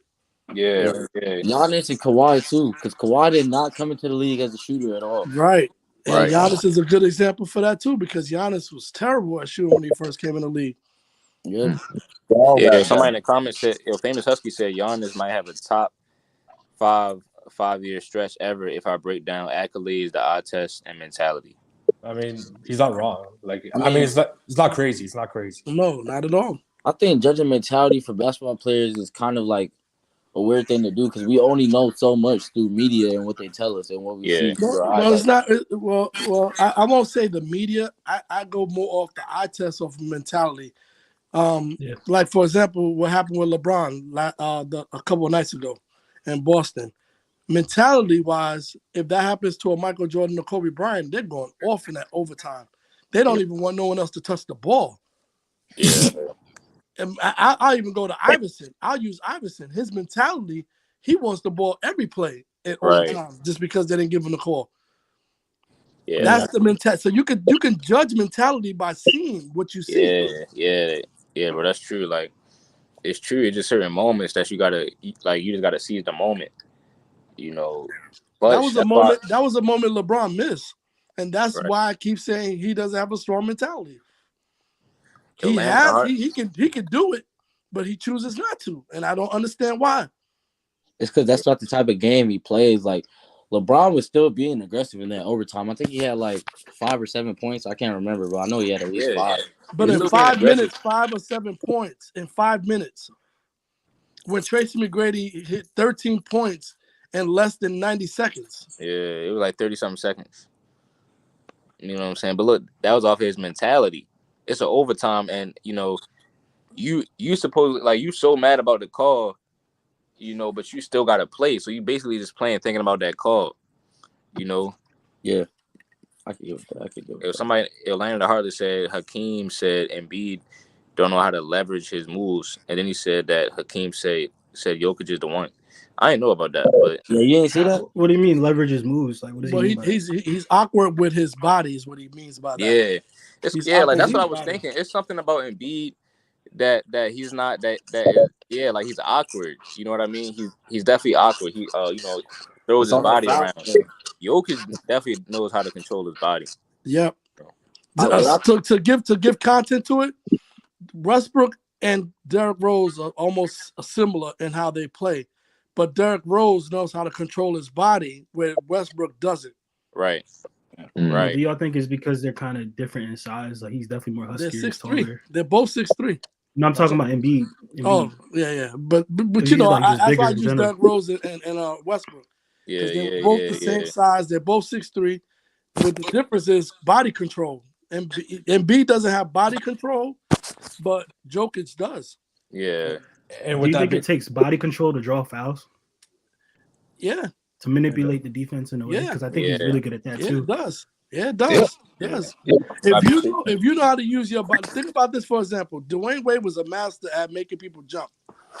Yeah. Body control. That was his body control. Right. He understood he's going to get someone to land on him, so he would give a hard pump fake like he was about to shoot a mid range, but never come off the floor. And then as you're coming down, he's jumping up. You know who else we should do it? Sam Cassell used to do it. Mm-hmm. Sam Cassell used to draw fouls like that. Yeah. Sam Cassell used to be nice, man. This guy that I'm about to bring up, he wasn't really drawing fouls, but he had one of the most effective pump fakes I've ever seen. Andre Bargnani. Because he had such a slow pump fake, so people would always jump at it, right? So he'd get them to jump at his pump fakes. Like, you know who's good at too? Drazen Petrovic. Yeah, Drazen Petrovic was nice at pump faking. He understood his body. He's 6'5". He understood how to control it. A top 5 one if ever. Top 5 one. Are y'all still saying Embiid don't know how to leverage his moves then? He's definitely gotten better at it. He's definitely gotten better at it. That's good wording. I mean, from Hakeem, but I think it's just his coordination is just kind of off and kind of weird. Like he I always kind of thought that it's just a little weird, some of the moves that he does. He's not as fluid, but he has all the skills in his game. It's just he's just awkward. And I think his handle. I think Jokic got better handles. Yeah. And Well, like, things he's that. smaller, so like I'm thinking like I don't know a big his size that's doing what he does. Hold on, Jokic that ain't could 7 do feet. some more. Yeah, Jokic is a footer. Seeing him live, bro, he just looks so much smaller than Embiid, bro. I'm not gonna lie, he just looks so much smaller. I can That's- imagine. I can imagine Embiid probably look like a giant out there. But that's just the way their bodies like are. Body mass, each other. muscle, and everything. Like, cause you know Yeah. how Bron looks a little weird. People say he don't got a bag, but I don't think that's true. But like, he just scores a different way. He's just awkward a little bit. How Bron is more huskier. Yeah. And like, I just think that's kind of maybe the same thing for Yeah. Embiid, where the main thing Hakeem was saying about like Embiid leveraging his moves, he said like basically that Embiid played outside on the perimeter too much. Like he tries to like get in that shooting long twos, shooting threes and stuff like that. He basically says Embiid needs to go to his leverages and use his body and be more physical in the paint and bang around in the paint more than he does. Nah, I do agree with that. Like OG says it best. Like, where's the big man most effective? In the paint. Exactly. But like Embiid sort of does shy away from that. Same with Karl Anthony Towns, right? They shy away from the paint sometimes. Yeah. And so you look at the stats too from Embiid this year without Ben Simmons. He's been in the paint way more. Like his field goal percentage is higher. His 3-point is also less. He's taking less threes than he was. So, I mean, but also like James Harden being there is like a big factor too, because James Harden's one of the best pick and roll players we've ever seen. Oh yeah, it's crazy. Yeah, and now all the shooters that they got. So I could definitely get with what you're saying that when Ben Simmons was there, it was harder for him to play in the paint more because they could play off of Ben Simmons and they weren't able to stretch the floor as much. So I could get with that. I mean, Chuck and Crunch already know how I feel about Ben Simmons. I don't like him at all. Like, I don't like Ben Simmons. Yeah, Ben Simmons is ruining it. Got to trade him, bro. If the Nets don't trade him, it's gonna be a problem for him in the playoffs because you can't have Claxton and Ben Simmons on the floor at the same time. But what team's gonna value what he brings? Rebuilding teams don't need him. Playoff teams. He didn't even build up his trade value. Right. Someone I think that's the bigger deal. He hasn't traded. He hasn't built up his trade, but he hasn't built up anything. Someone would take Ben Simmons though. I don't think he's just not tradable. Like, there's always gonna be a team out there that'll just take him, pick up the tab. Yeah, somebody will take him. I mean, it's probably not gonna be for much though, but. Bro, there's so many players out the league right now where I'm thinking they had a spot, but then like they don't. So I'm thinking like, who would really take Ben Simmons? I just don't. I don't know who. I don't know a team he would fit on, to be honest. He wouldn't fit on any team in the NBA. That's the thing. Like the only team you can even put him on remotely would just be the Golden State Warriors because they have so many shooters that it wouldn't really matter about spacing and stuff like that. Yeah, but they wouldn't trade for him. But the thing is, say hypothetically we replace Draymond with Ben Simmons, right? Like, I think Ben Simmons is a better player than Draymond, but his lack of aggressiveness is what kills him. Yeah, right. Because like in my opinion, I don't think Ben is better than Draymond. In my opinion, I don't think Ben is better. Oh man, see, it's sad. It's sad that you're saying that, but you might not even like. He's right though, Crunch. You might be right. That's what I'm saying. No, it's sad you're saying that because Ben Simmons. It's sad, bro. Ben Simmons is more talented, but Draymond, I actually would take Draymond over Ben Simmons, man. I don't think Ben Simmons is like better than Draymond in the scoring aspect, but I think everything else on the floor, Ben Simmons does at a higher level than Draymond. But Draymond's more aggressive than Ben Simmons is, especially now. Like it's crazy to me that Ben. Wait, what? I'm sorry.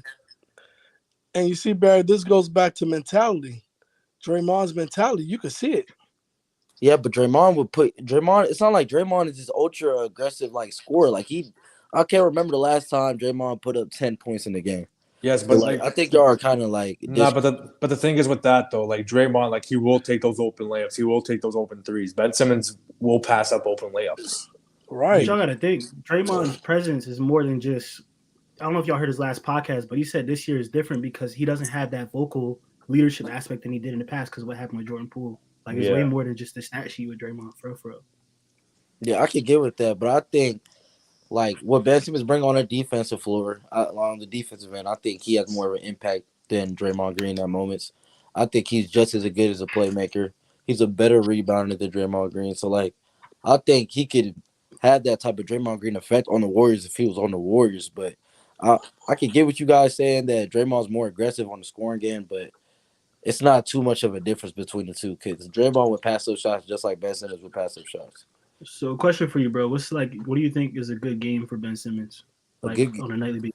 Yeah. Like I say like a good game for Ben Simmons is probably like 8 points, like 9 or 10 rebounds, and I say like 8 or 7 assists. Like that's what I expect from Ben Simmons. I don't expect Ben Simmons to give me 15 points on any night he plays. And it's sad, bro. That's sad to say that, bro. Like, that's really sad. That's sad to say because he was the #1 pick. Like you expect, right? And you know like why that. it's sad? Because when he played in college, man, this guy was a bucket. He could shoot in college. Yeah, he was a bucket. I wouldn't say he could shoot, but he would shoot better than what he shoots now. He was a bucket in college, man. Off that pick and roll, he was a bucket. It's not like he wasn't getting encouragement. Like when Brett Brown was still the coach in Philly, he was a horrible coach, but he was telling Ben Simmons to shoot the ball at least once a game. He was decent in Philly too. Like I remember it was one he had 42 one time in Philly. I don't know how, but he had a 40-point game in Philly. Like he needs to show flashes of being more aggressive because everyone here has heard Kyrie yell at him, shoot. Yeah. Multiple times. I think it's just him mentally. Like there's a mental problem with him. I think he's just not aggressive to score the ball.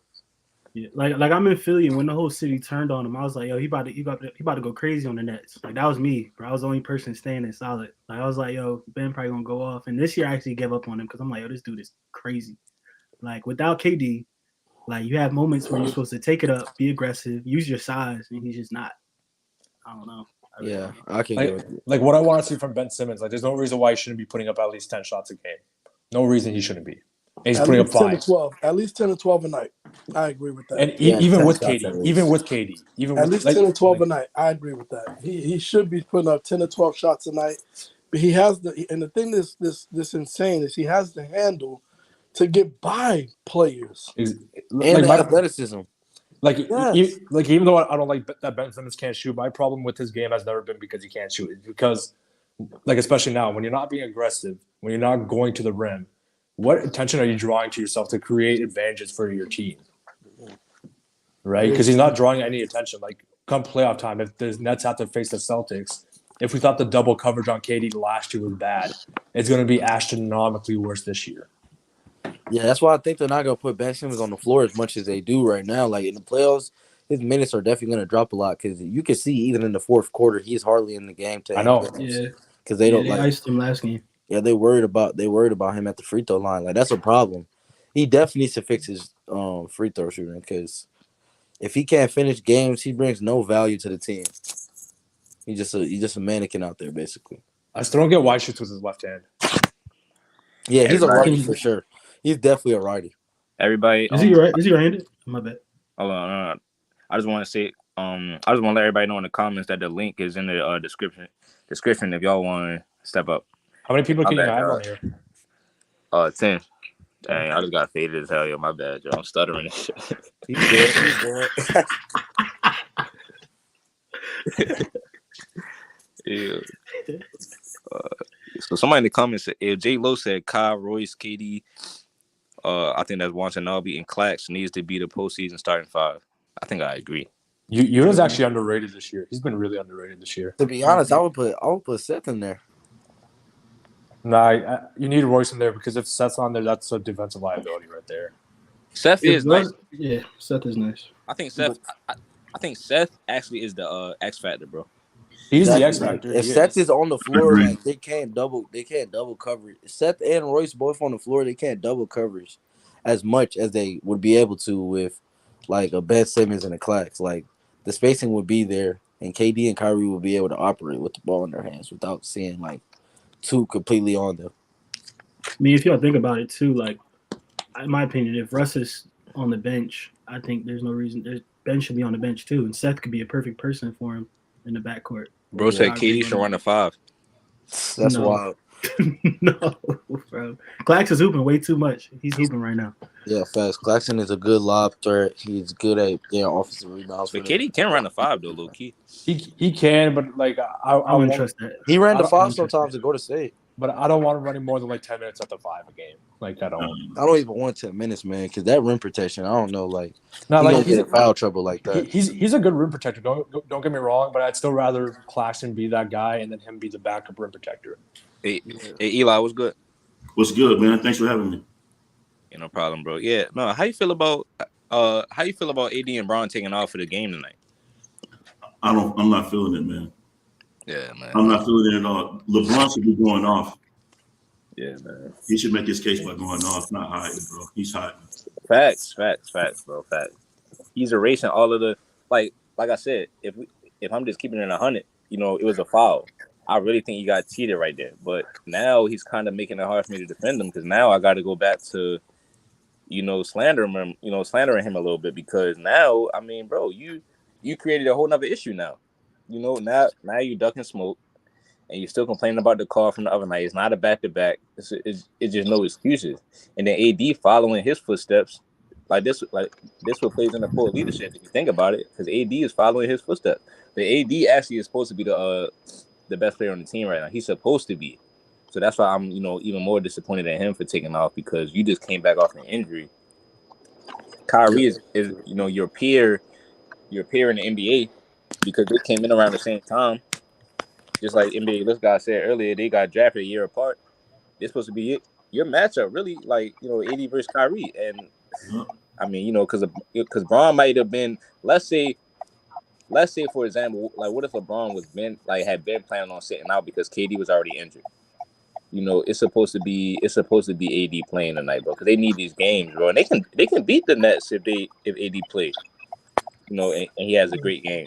It's supposed to be a good game head to head, but I think Brooklyn takes it tonight now. I don't think it's guaranteed that. I ain't gonna lie. Like, I low-key think the Lakers still have a chance to win tonight because I think when LeBron is AD out, like the fire that the guys play with on the Lakers, like I think they get more hungry and more motivated. Like we seen when the Lakers played the Heat without Bron and AD, they beat those guys. That's Stroder true. went off. Russell Westbrook played a great game. Like I think the LA Lakers gonna start coming out hungry. Like I think we should see them go on a little winning streak. They should probably start. They should start Russ tonight. I think they should too, but I don't know if they will because I'm pretty sure they're gonna start Rui, and I think Lonnie might play tonight. I don't know because it has to be Russ versus Kyrie. I mean, I did be thinking about the superstar matchups. I always think about that because to me, that'd be the most important factor of the game. Yeah, the Lakers should realize that Kyrie is going for a monster game tonight. You got to use that star power, and Russ has he has motivation to play well and smart against Kyrie. I already know he does. I think Russ kind of got some motivation to go off against Kyrie tonight because all the trade talks that was going around and things like people were saying they rather have Kyrie and this and that. Yeah. Russ should be motivated too. So you might be right about that, Barry. They still got a chance to win, but the Lakers need to ensure these wins though. Exactly. You know what I mean? So they should. It's just no reason why they shouldn't be playing, bro. This is a game that they need right now. Somebody said who should the Warriors trade for? I think the Warriors need to trade for a big like Jakob Poeltl or a big like what's another big that's on the trade market right now. They just need a big man, because their rim protection is very shaky. Actually, a good one they could go for is Richaun Holmes because he hasn't been getting much run recently on Sacramento. I think they could go for him. That's a good pickup. That's a good pickup. That's a good pickup. Good pickup for that's them. Somebody the Nets low-key need too. Yeah, that's a good pickup. No, I think Poeltl's gonna get traded soon. I actually like Claxton. I mean, Claxton and Holmes are kind of similar though. So now that I think about it, I think what the Nets should probably pick up, they could look to pick up DeMarcus Cousins. I don't think there's a reason why he shouldn't be in the league. Yeah, bro. I've been wondering why they don't have Boogie Cousins. That would be perfect for them, bro. Because of his attitude, man. That's the only reason he's I think. But look, he played on FIBA with Kyrie. Everybody forget that. Everybody say the FIBA don't matter, but it matters as far as them guys having that camaraderie though. And not just that, do people not remember what he was doing in Denver versus I was just Golden State last year? In Denver, he was hooping. In Denver, he was hooping. He always making good plays when he plays, bro. It's like I don't get why they don't utilize him. He'll play like 10, 15 minutes for the Denver Nuggets, and he'll have like 13, 12 points just out of those minutes. Like he used to produce for the Nuggets. I mean, give him 15 minutes on the Brooklyn Nets. I'm sure he could be a positive asset. I'm sure he can be. I know the Lakers worked him out like a couple of weeks ago. I don't know what happened. Like, I don't know who's better than Ben Simmons. Oh yeah, for sure. I think the Dwight Howard needs to get back in the league too. Like, people is tripping on him because like he would be good for the Nets, the Lakers, even the Warriors. Like, all those three teams need a solid five. Like they all bring value to a team. I don't know. At Yeah, first, you trying to bring the ball up. Leave him in Taiwan, bro. You trying to bring the ball up. shout out, I know. shout out, Ball Out Rip for that question though. Now, what y'all like? What the rest of y'all think though? What you About, think, Eric? they said, so Chick said that. Oh, that's bro. He said, Celtics do have weird officiating though. Did you guys see that tweet with the They blew the that game. one official that called the tech on P. Bev? Like the Celtics are like I think 32-2 in the last 2 years with that ref officiating games. That's a little fishy. Yeah, man. It looks bad, man. That's a bad look. Y'all saw the tweet from the refs, the Twitter? Yeah, I saw It was a it tweet. was apologizing. I saw that. Yeah, it was weird though. Well, not weird, but like they were like, yeah, calls like that keep us up at night. I Sorry. feel like it Da, was da, kind of da. sarcastic with that. What you think? You said See, what? feel like what? I said I feel like there was a little bit of sarcasm in that when I saw the slip this night. So I'm like, these guys definitely not losing no sleep over it, but like, Yeah, they didn't go to sleep. They went to sleep, and then when they woke up, they was like, "Bro, what we gonna say? What we gonna say to apologize?" Bro? that's what I'm saying. I feel like no. Here's what they do. All right, they make these bad calls. They make an apology tweet. Then they get their paycheck. And they're like, "Oh, I don't care anymore." like, Yeah, man. Hey, So LeBron y'all- should be throwing a He said temperature. Shorter. He said Dennis Shorter will step up in the postseason. nah, for sure. He's already stepped up this season. So Deputy wants me to break down. He said, "Crunch, can you break down the Steph versus Kyrie take?" Oh, I mean, man. we was kind of low key talking about it earlier. Like basically, basically what I'm saying is this, right? Because I'm assuming that you're talking about when I was talking about the matchups being even. I'm just saying Kyrie is neck and neck with Stephen Curry skill wise. People would like to bring up the accolades, and yes, Steph has way more accolades, but I'm talking about in a 7-game series, bro, or a game matchup, basketball on the court, is what I'm talking about. You know what I'm saying? Their skill set going against each other. I don't think you can get any closer to Steph than Kyrie. So if you LeBron James and you're supposed to be the best player in the world, and KD, and you're better than KD, but he has Steph, the best option that you would have to go against Steph would be Kyrie Irving. There's nothing to complain about, in my opinion. You can't say, "Oh, Steph is ranked higher, so it's unfair." Because it's not like you playing against a regular. It's not like you're playing against a regular point guard or like a role player type of, or like a Jamal. You know what I'm saying? It's not like you got Jamal Crawford or something. You know, I'm talking about somebody that's actually on Steph. Watch this, bro. Ask Stephen Curry, does he think he's neck and neck with Kyrie? You know, that's what everybody. I think like what you say with 2017, I can see where you're saying is fair, and I agree with it, but you do have to look at it as a team aspect as well. Like the chemistry that the Warriors had was on a different level than what the Cleveland Cavaliers was bringing. They was already going through things. Kyrie requested a trade in the middle of that season. People knew Kyrie didn't want to be there no more. It's And, true. like, the thing is, like, also I think the Warriors had a better defensive team.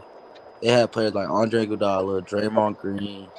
I forget who was on the bench. I was just gonna say this. Like, it's true what you're saying, and the reason why I always point to that being the reason why is that they just execute better. Like they just run better offense. They just play better as a team. You can say that, oh well, Steph and KD's chemistry is going to be a lot better because they both are sniper shooters. But then my whole thing with that is you can't use that excuse because LeBron picked all his teams. So if LeBron, this is who you wanted to go back and play with. This is the team that you put together, and you recruited these guys. You can't make the excuse though, because like I always say, nobody knew how nice the Warriors were going to be. When LeBron went back to Cleveland, he put that team together, thinking that he was about to just dominate the NBA again, which he kind of did because he kept going to the finals. But he didn't know Steph's team was about to be that nice. You know, Steph wasn't putting together no roster like how Brown was doing.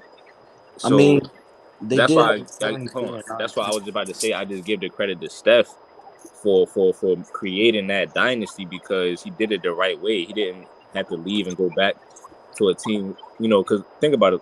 Braun left Miami and teamed up with Kyrie, who was low-key the best point guard in the East. Then you brought the best power forward in the NBA at the time. We're not doing that. We're not doing that. We're not doing that with him. So and then you brought in all of your role players. You brought James Jones. You brought J.R. Smith, who was 6th Man of the Year in New York. They had the highest payroll in the NBA. You had David Blatt, who was the best international coach ever. Oh my God. That's what they were saying. Well, at least in the world at the time, we had a championship. And they had a great situation, and they ran into Steph, who didn't even have a super team yet. Yes, you can go on this bench and say, "Oh, so and so is a better defender than this guy," and this, you know what I mean. But that don't make it unfair because you put the team together. J.R. Smith, like your role players are damn near star players. Like J.R. Smith was on the level of, He was like not a star player though. Stop that. no, I'm talking about as far as remember J.R. Smith came out of high school, bro.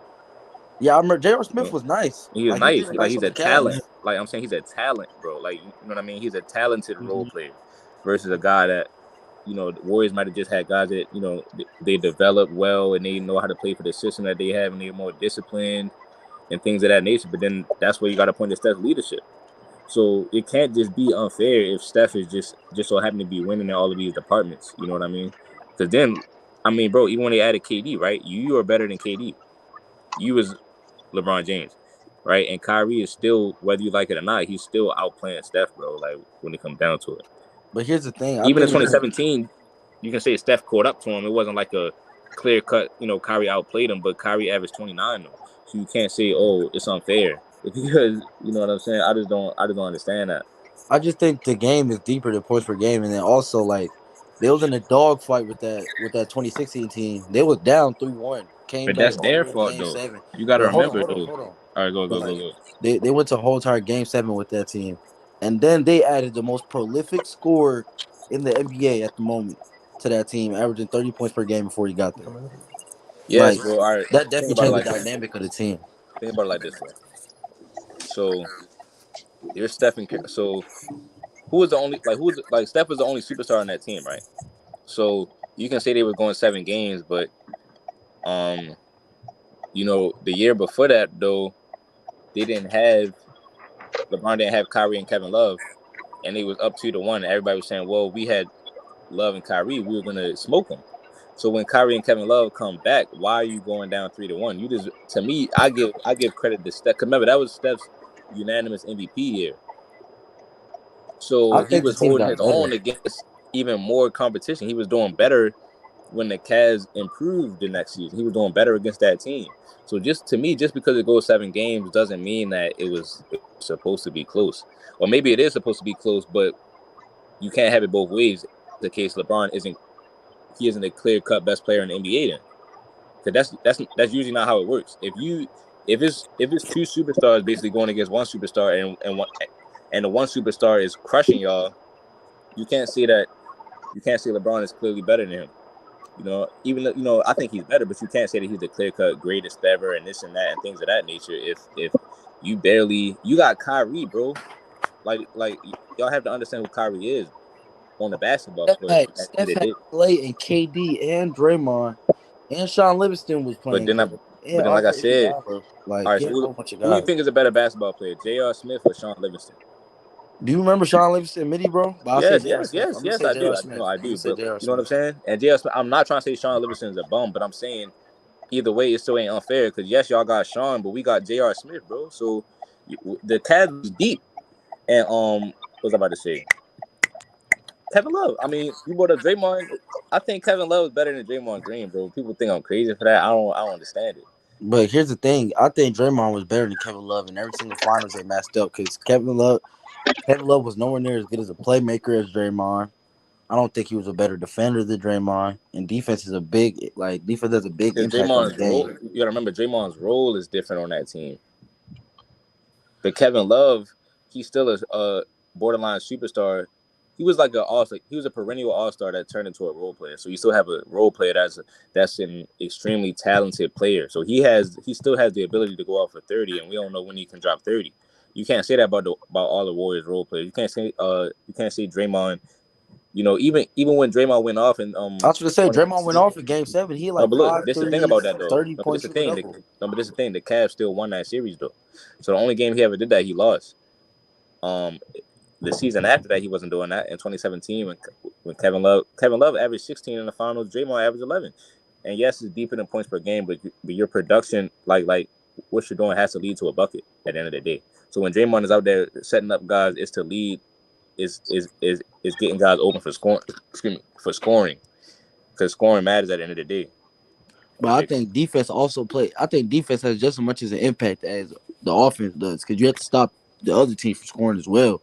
And I think what Draymond brought on that defense, on that Golden State Warriors team, because it was one of the best defenses in the NBA, I think that has more of an impact than what Kevin Love was bringing on the offensive side. Because Draymond was giving you 11 points, and then he was also probably the second best. He was the second best playmaker on the court at all times after LeBron James. He was the second best playmaker. He was playmaking for guys like Steph, KD, and Clay. You making a real good point, bro. But this is what I'm saying to So you. Barry, I got a question, Barry. So what would you say about Amon Shepard because he played on that Cavs team? He was a good 3-and-D player. I think he was a good corner shooter. He brought a lot of defense to the team, but outside of defense and knocking down the occasional three, I don't think Iman Shumpert brought too much to that team. Yeah, I think Bron is also a prisoner. Only reason I asked that is because you just used the defense analogy for Draymond, but you took it away for Amon. I didn't take it away. I said he brought defense. He was a good 3-and-D player. Like, he always brought defense every time he was playing, and then he would hit an occasional But three. what I'm saying is right. But when you said, but I don't think his impact was that much. That's taking it away, is what I'm saying. Because he does play great defense. Can we all agree that Amon Shepard plays great defense? Yeah. Yeah, he got clamps, man. He puts clamps on people, so you can't say he didn't have the impact when you just said the defensive player. You used the analogy that Draymond's defense was a bigger impact than Love's. So at the same token, we could say that Amon Shepard's defense was a bigger impact. He had, I can say he had a defensive impact. Yeah, I agree with that completely. But outside of defense and the occasional three, he wasn't bringing much to the floor outside of that. Like, he wasn't a good playmaker. You couldn't rely on him to give you a quick bucket. You couldn't rely on him to create even his own shot. He can't create his own shot. We know that, yeah. Hold on, Barry. I was about to say, so you made a good point about the defense, but you still got to remember all of the star power that they had on both sides of the court, because it's not like a usual situation. That's why I think that was one of the more entertaining finals, because of all the star power. So I was going to ask you, who was Draymond sticking? I don't really remember that much as far as who he was guarding, but he wasn't guarding. He would switch off on Bron, K-Love every once in a while, but his main person he was guarding was probably Kevin Love. He was more of a right. So hold on, and I was about to say, so look, everybody pretty much had a whole bunch of one-on-one matchups. You had Kyrie and Steph going one-on-one, and Katie and Bron going against each other one-on-one. Kyle Korver and J.R. Smith, Kevin Love, these guys were getting open looks because that's why I was trying to tell people how they were the best 3-point shooting team in the NBA, and even in the finals, they broke the record for threes made in the finals game. That team, the Cavs. So to me, I'm not saying Draymond didn't have no impact as far as defense. I'm saying it's not like it was an overpowering factor, because the numbers still got to match up. But you saying Kyle Korver is wild, because Kyle Korver only averaged like 4 points that series.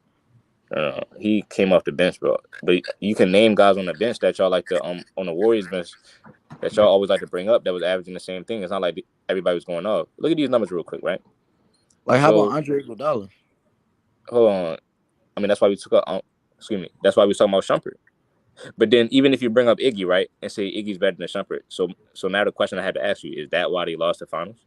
No, that's not why they lost. I think it's a team aspect more than just like a.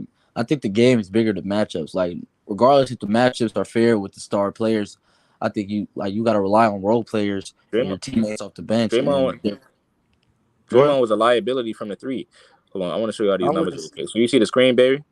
Yeah, these are the numbers. These are the numbers that everybody had, all the starting five except for the center had in the NBA finals, bro. So, and then I put the 3-point percentage because, that's really how this era plays. See, a lot of people forget that this is that's really how this era plays, is they rely on the three ball a lot. Draymond was actually a liability from beyond the arc. He shot 28% from the three. It had got cut off on the side, but yeah. Clay, Kevin Love was giving you the same thing. But Draymond was averaging 11 and 10 and 5 assists with a block and a steal. Like, I think that's my point. In my opinion, that's more impact than what Kevin Love was bringing, because Kevin Love was shooting terrible from the field. Yeah, like, he was shooting like 30-something% for the field. Like, he wasn't doing anything efficient. But that's my point. But can I ask you? Oh, go ahead. My bad. I was just saying, like, doesn't like having one of the greatest of all time automatically boost it? Like, thank you, bro. I feel like the markers, like, so like we're every inch for inch is like, oh, this, but it's just like, yo, you got one of the greatest of all time on your team. Yeah. But so do the Warriors. Like, what's your name, bro? Mackenzie.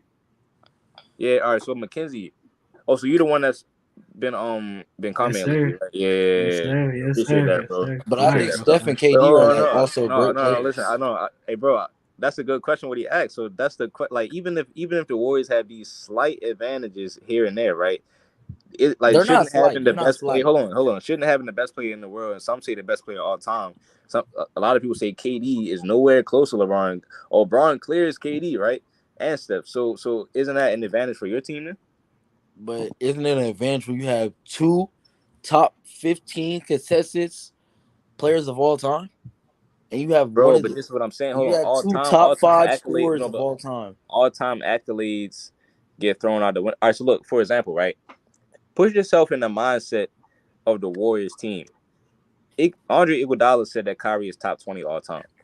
And the reason why like people Okay, like but to he's not get though. no. I'm saying the reason why it matters what they think is because this is they have to play him in the competition. It doesn't matter resume, like your resume doesn't matter when it's time to hoop, bro. So they think it's even. I'm pretty sure they think it was even. Yeah, the I think Warriors probably thought they were a good KD matchup, but KD has KD has come out and said he thinks it was even at every position.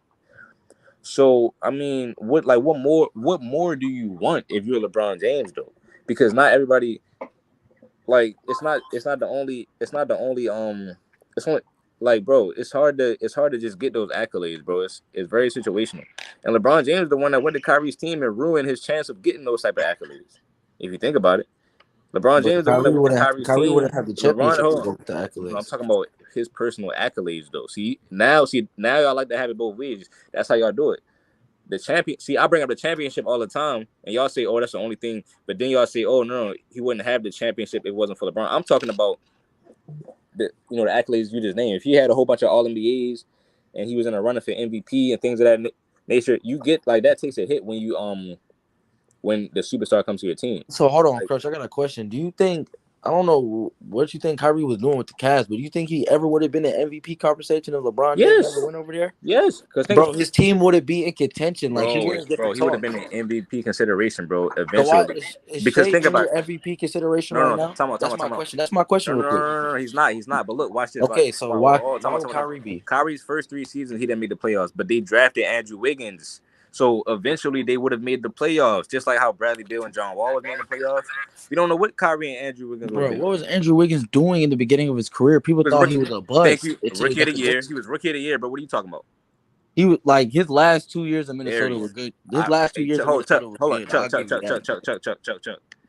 I don't know if y'all open today, but I think we might need a tow truck to come soon. All right, hold on. Um, Because you gotta let me get my point off. go ahead, Because bro.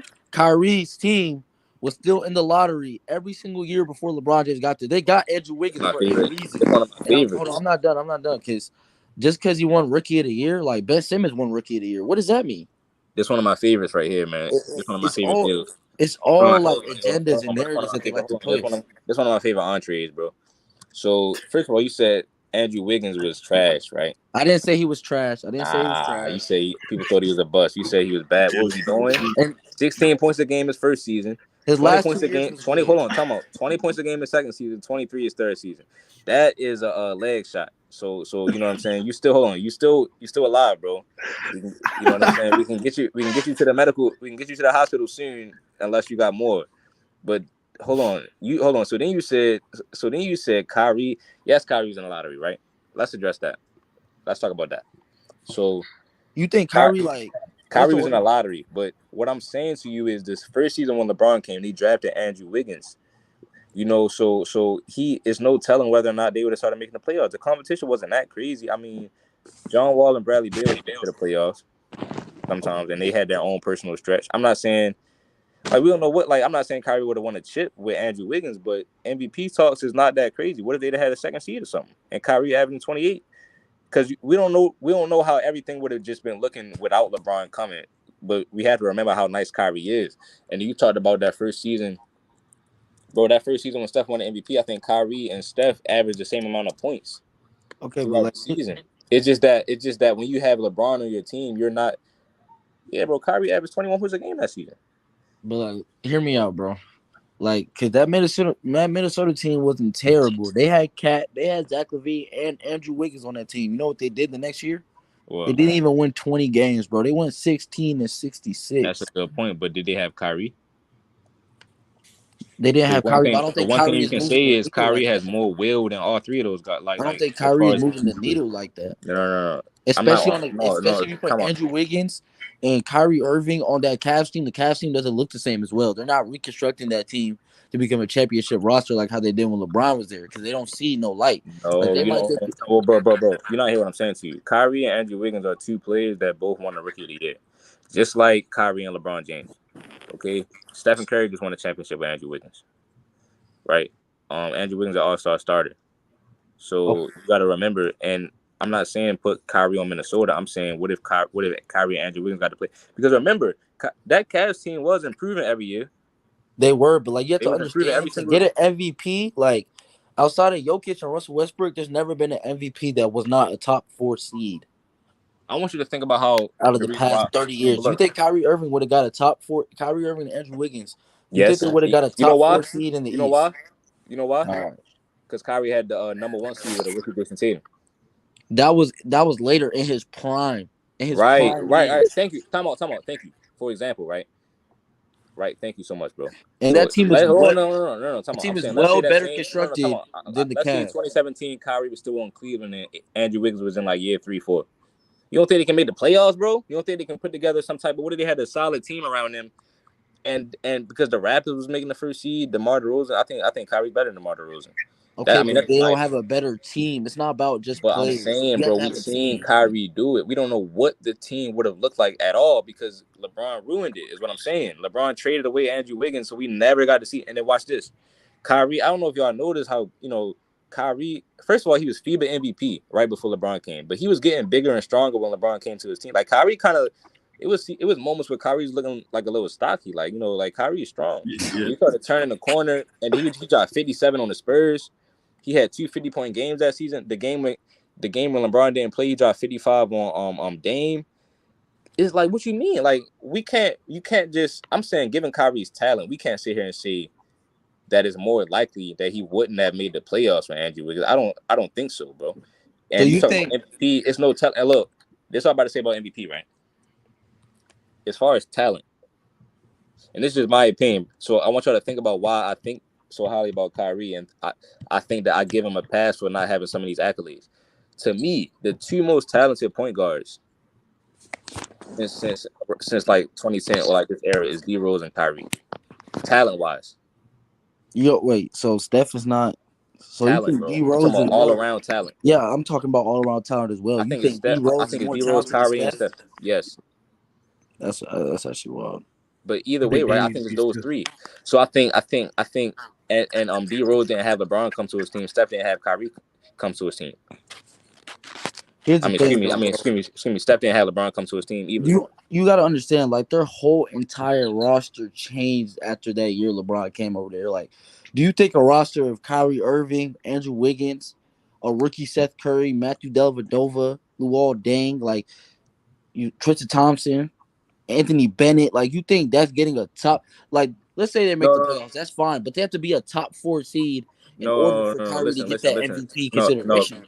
no. Listen. I don't know if he would have gotten it that season, but you got to remember that was only Kyrie's like 4th season. Steph wasn't doing that his 4th season. It took Steph till he was like 27 to win the MVP. So you give it time though over time, because remember they was about to build around Kyrie for the future, and you didn't get a chance to see. We didn't get a chance to see what they would have done. Like D Rose already had a good team built around him a little bit. It wasn't that great, but they was good defensively built around him when he won his MVP. So once Kyrie would have got that situation with his talent, he would have been the next guy up to win the MVP. If you think about it, if they'd had a good, it's no way Kyrie wouldn't have been in no MVP talks if they was a top 3 seed in the Eastern Conference. So why Like top wasn't 5. Kyrie in MVP talks when they was the number 1 seed with Boston? Because Kyrie wasn't in MVP Because that's consideration. when the media turned on him, bro. Oh, okay. After he left LeBron. Because you got to remember, the media is the one that talks about it. If they don't talk about it, nobody's going to think that he should be in it. But why isn't he in it if they was the best seed in the Eastern Conference? Because of it, like he wasn't putting up the production. You got to remember, whole time but that plays into him being that plays in. All right, for example, first of all, Chris Paul was in MVP talks averaging 21 points. Steve Nash averaged 18 points. So we can. Okay, but those teams that they led, we can stop that right those there. teams are one of the best offenses in the NBA. And Boston was one of the best teams in the NBA. Hold on. So we They can were stop one that of the right there. best We can stop that right offensive there as teams. far as production. But we also got to remember this. And I'm going to let everybody else chime in too. Kyrie Irving has the skill set. He has, everybody already acknowledges he's the biggest show in basketball. And we got to remember that what if he's just being more unselfish? Because remember, Russ made it when his team was the 7th seed because he averaged a triple-double. But a triple-double isn't conducive to winning basketball. Boston lost in the second round. Russ lost in the first round all 3 of them seasons.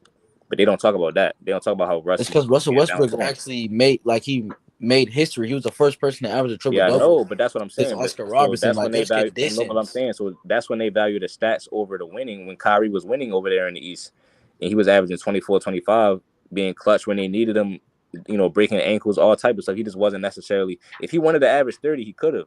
But I think he's a more unselfish player. If I'm being honest, he can play off the ball. He knows when it's time to let guys cook. But remember this: Jason Tatum was a rookie, and he only averaged 13 points that season. So he was actually really valuable to that. Bro, team. Kyrie never even averaged 25 on that team. Like you could tell that was a good roster. 24 points. He averaged 24 points a game, bro. Exactly. And the next best guy 25. averaged 13. Bro, he averaged 24 points a game, and the next best guy averaged 13. Actually, I think Jaylen Brown had averaged 14. So what I'm saying is, what's the difference between that and him? He can average. He can, if he wanted to. Yes, he can average 28. You see what he's doing right now.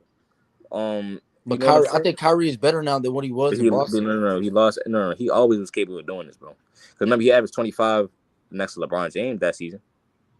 He averaged 30 in the finals, didn't he? So do you think he deserved MVP? On now. Okay, I'm just asking. Do you think he deserved MVP over Harden? No, he didn't deserve it, but I think that he deserved to be in MVP talks. Is what I'm saying. But that's not winning MVP. You said he would get an MVP if LeBron. But that's my point. Now you're talking about a universe where LeBron did go to his team. So even when he was in Boston, he had the stigma of leaving LeBron. If none of that never happens, there's no telling, bro. It wasn't no Kyrie haters at first. So what year do you think he could have won MVP? What year do you think? Like he could have entered his. I don't know. I'm saying like let's use that 2017 year for example. Let's say he was still in Cleveland. He was just an older Kyrie. And Andrew Wiggins was getting better. Because, like I said, Andrew Wiggins' third season, Andrew Wiggins' third season, bro. Let's see, bro. What was Andrew Wiggins averaging that season? I don't know. He was like 24 points, I think. He never averaged 24. Andrew Wiggins' third season. It was like 23, in 2016. So, in 2016-17, Andrew Wiggins averaged 23 points a game. I mean, he was back to 22 points a game in 2019. And then, in between that, you got to remember Carl Anthony Towns was coming to his team too, and Zach LaVine. So his numbers, he had to spread his numbers out. He's always shot decent from the three. Andrew Wiggins has never been that bad of a player. I don't know where that came from, to be honest. So do you think the Cavs, if they had Andrew Wiggins with that roster, do you think the Cavs are going to beat? Huh? With what roster? With the roster that they had constructed. Like, I don't know what players you want to give on the team, bro. Yes, if you think about it, yes, bro. Because Kyrie had Dion Waiters. It'd have been Kyrie, Dion Waiters, Wiggins, Tristan Thompson. What? What do you mean? What? Like that's not making. That's not getting a top 4 seed. Solid, bro. That's not especially when during that time we were talking about the East. They're not better than the Celtics. They're not better than the Raptors. They're not better than the Wizards. You don't know that, bro. You don't. Bro, I think they're better than all of those teams. And you got to remember, all it takes is one trade. Everybody be team hopping nowadays. All it takes is a solid trade. Get somebody else on the paint. It's over. You know? DeMar was averaging like 26 or 27 points on the Raptors that year. John Kyrie would have been averaging that for Cleveland. John Wall was averaging like 24 and 10 with like 2 steals a game and a blocking game. John Wall was better than Kyrie that year. Huh? John Wall, you heard me. John Wall was better than Kyrie that year. What year? 2016, 2017. So Kyrie was averaging 25 that year. No, he wasn't. Yes, he was. He was averaging 24, bro. There's a year where John Wall. You over it, bro. Yo, 23 and 10. 23 and 10 with 2 steals a game and a blocking game. I was nitpicking a little bit, but you don't want to saying that he didn't do it. Like he averaged one less point, and he averaged like 5 more assists than Kyrie. Yeah, no, you're right, bro. You're right. With a better team and better defense. Remember, with LeBron on his team. So, LeBron was on Kyrie's team. I know, but LeBron I want to know what everybody else trying to think about this dude. Oh yeah, go ahead. Y'all go ahead. I didn't know there was a year where John Wall was better than Kyrie, man. I didn't know. Yeah, I don't think. Yeah, Oh yeah, Kyrie is definitely better in 2017. I don't agree with that. Facts. I think John We Wall is got a the new best guest. player What's on up, the though? playoff team, and he's averaging one less point. He has way more of an offensive impact than Kyrie ever did, and on the But that's defensive end, John Wall was that's the my point. best defensive point guard in the NBA. All right. So who do you think is better, Bradley Beal or Jason Tatum when he was a rookie? Bradley Beal. So I'm saying Kyrie had a rookie Jason Tatum in the number 1 seed though. So the production, it doesn't matter how you. Well, it matters how you play, but you can get the same result at the end of the day. I don't think The just team because was you're a better, pass first. constructed better. The team was No, constructed better. We all know that. They had young guys, bro. Okay, but they were still producing. Like they had a whole bunch of talent on Bro, that I team. just They told had you. I just Jason told you. Tatum, Marcus Smart, Al Horford, These guys Terry were young. I Rozier, told you. Jaylen Brown. But Like these guys was young. None of them guys averaged Marcus over Smart wasn't who 15. he is now. Yeah. he was still And a Brad, defensive. He and was they, still a no, but defensive-minded point guard. bro, John, hold on, bro, hold on. You can look at the rosters right now. I'm looking at it right now. I pulled it up I just so gotta I get can my talk charger. about the headshot. I got my charger. Hold on. Hey, Mario, what's up? Hold on, he dropped. Say, what y'all think though? Like you had I Al think Horford. Kyrie's better than John Wall.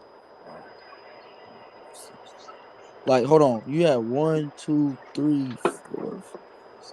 You had 7 players on that Celtics team give you 10 plus points a game outside of Kyrie. You can't tell me that team is not better constructed than the Wizards were. When you have Bradley Beal, John Wall, like a second or third year Kelly Oubre, I forget who else, Marcin Gortat. Like the Celtics were better constructed than the Wizards were. And the Hey, Wizards can were you share your like, screen? you want me to? What'd you say? Is there any way you can share your screen so we can see the? Yeah, let me go to my center so I can flip my camera real quick. Hold on. I actually do agree that the Celtics are better constructed, but at the same time, are they a top 2 seed without Kyrie? Either way, Are the Wizards even in the playoffs? Oh, I can. without John What's Wall in exactly? 2017, The Celtics were who making the playoffs who without made the Kyrie playoffs? Irving. Who made the playoffs in the East in 2017? It was the Wizards, the Cavs, the Celtics, who else? The Hawks. I think the Pacers, the Bucks, the Raptors. I think that was all the teams. I don't know if y'all can see that or not. Can y'all see it? Yep. Like y'all see, you had Al Horford give you 12 points a game, Jaylen Brown giving you 14, Jason Tatum giving you 13, Marcus Smart giving you 10, Marcus Morris giving you 13, Terry Rozier 11, Greg Monroe 10. Like that team was solid, bro. You're not giving Yo, that so team what's the up. argument? They Wait, went. my I bad. think they should have Hold. gone. I had They walked should have went to away, the bro. finals. No, in listen. 2018. That team. I'm not saying that team is bad. I'm saying this, bro. You don't think that Kyrie would have made the playoffs without LeBron James? I'm about to look at that That's team. crazy. That's crazy.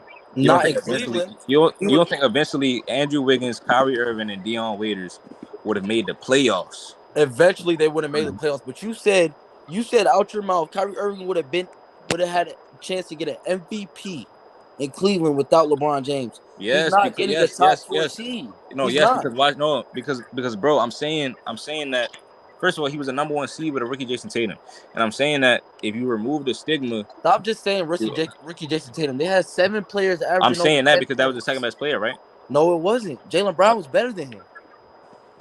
He was a better No, defender. it was around He the was a same. better scorer. You think Like Jaylen Brown better than Jason Tatum? in his rookie year, yes. You're not catching me in that. Like, you're not catching me in that. Hold on, Like I'm you trying to had find his 7 roster. players giving you 10 points a game. Like I think that's more like I think you got to give credit to the team. Like But not that's just act Kyrie like being it's Kyrie Irving unselfish, though. carrying. That's Kyrie being. He didn't have Bradley Beal, who will give you 45. Come on, man. How is And bro, The Kyrie crazy Irving that's thing being why is, Kyrie can unselfish? actually be a point guard. How is Every Kyrie time he Irving play being with LeBron, unselfish he when can't Al, I'm be gonna a tell you point why he was guard. being. I'm gonna tell you why he was being unselfish. Hold on, listen. Al Horford, a big man, averaged 1 less assist than Kyrie Irving. No, I'm this is what I'm not saying to hearing you. that. I'm telling you why he was being unselfish because Kyrie is a pure basketball player. He doesn't need to dominate the ball. He can let other guys cook and play within the rhythm of the offense. That actually helps your team, bro. And then what happens is in the clutch moments, y'all find yourself in games, and then you just give it to bro. Hold on, look at this roster. What are you talking about? What roster? John Wall was averaging 23 and 10. and 10. Bradley Beal was averaging the same amount of points, 23.1, the exact same amount of points. Kyrie didn't have that because Gordon Hayward went down, so we don't know what. Like Gordon Hayward was supposed to be the second star. He went down, so the next best player on Kyrie's team was averaging like 14, 15. Okay, So but listen, hold on, time out. Then he had Markieff Morris averaging 14. Then he had Otto Porter Jr. averaging 13. Then he had Bojan Bogdanovic averaging 12. Gortat was giving you 10. Kelly Oubre came off the bench giving you 6, and that's where the drop off was. So it's pretty much the same thing, except that John Wall had Bradley Beal. I don't think it's the same thing, bro. Because when you think that, about it, you have to also look at the other end of the court. Defense matters, bro. Bro, I'm telling you, bro. Does Markieff defense not Morris is matter? a solid defender. John Wall Yeah. is a great defending point guard, bro. Yeah. Yeah. You know, Marcin Gortat was probably the worst center in the NBA, though. I remember that. I remember people were saying that. He was alright, but he was not. Yeah, he was the not. best. He Like wasn't the better than He Alvin. was defense, a product of John Wall. the He wasn't Celtics better. were one of He the wasn't best better. defensive teams in the NBA. I don't know if you can say the same for the Wizards. But bro, this is what I'm saying. Like, you can't keep. I'm not saying you doing this, but they was already saying that Kyrie wasn't going to do nothing without LeBron. Then when Gordon Hayward went down, they was like, oh, now he's really not going to do nothing. And they was a number 1 seed, and then they say, oh well, I mean, the Celtics was a good team and this and that, and that's why. So you know what I mean? I just feel like they just never really gave him his credit, and I think that's because he left LeBron. After he left LeBron is when everybody started to hate Kyrie. That was the reason. That was the reason. So they're not gonna vote for you if they don't like you. That's just how it goes, bro. It don't matter what you're doing. That's the same thing they did to Kobe. And B talks about that right now. The Kobe situation is completely different. It's completely different, but at the end of the day, what I'm saying is they didn't like Kobe, and now they had a reason to not like Kyrie.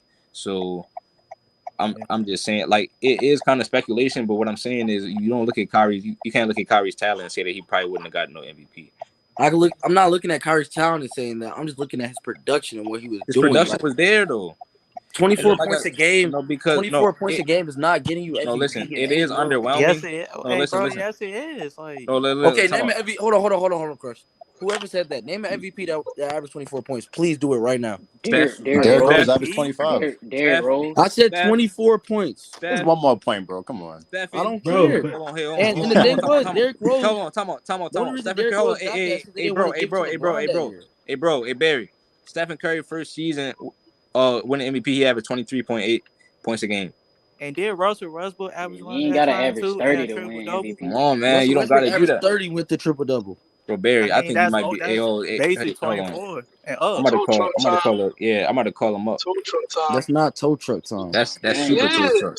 That's it was already getting hot. When you said that there's no MVP that got it under 24 points, and they just gave you 2. I gotta fact check Steph because I don't know if Steph was under 24 points like Crunch is saying. Like y'all can't just take his word. MVP but we all know Derrick Rose did get it. And wait. Question. So we're talking about if Bron wasn't on the team at this point, right, with Kyrie. Yeah, Bron never came to Cleveland. Average more than 24. It would have been Kyrie and Wiggins. Oh my god. Bro, you can fact check it all you want. D Rose I think D Rose averaged 25, but Steph averaged 23.8 points a game. Steph averaged 20. Okay. He was on the best team in the NBA though. Oh, goalpost. Which is so I'll take my L. I don't care. Say no, bro.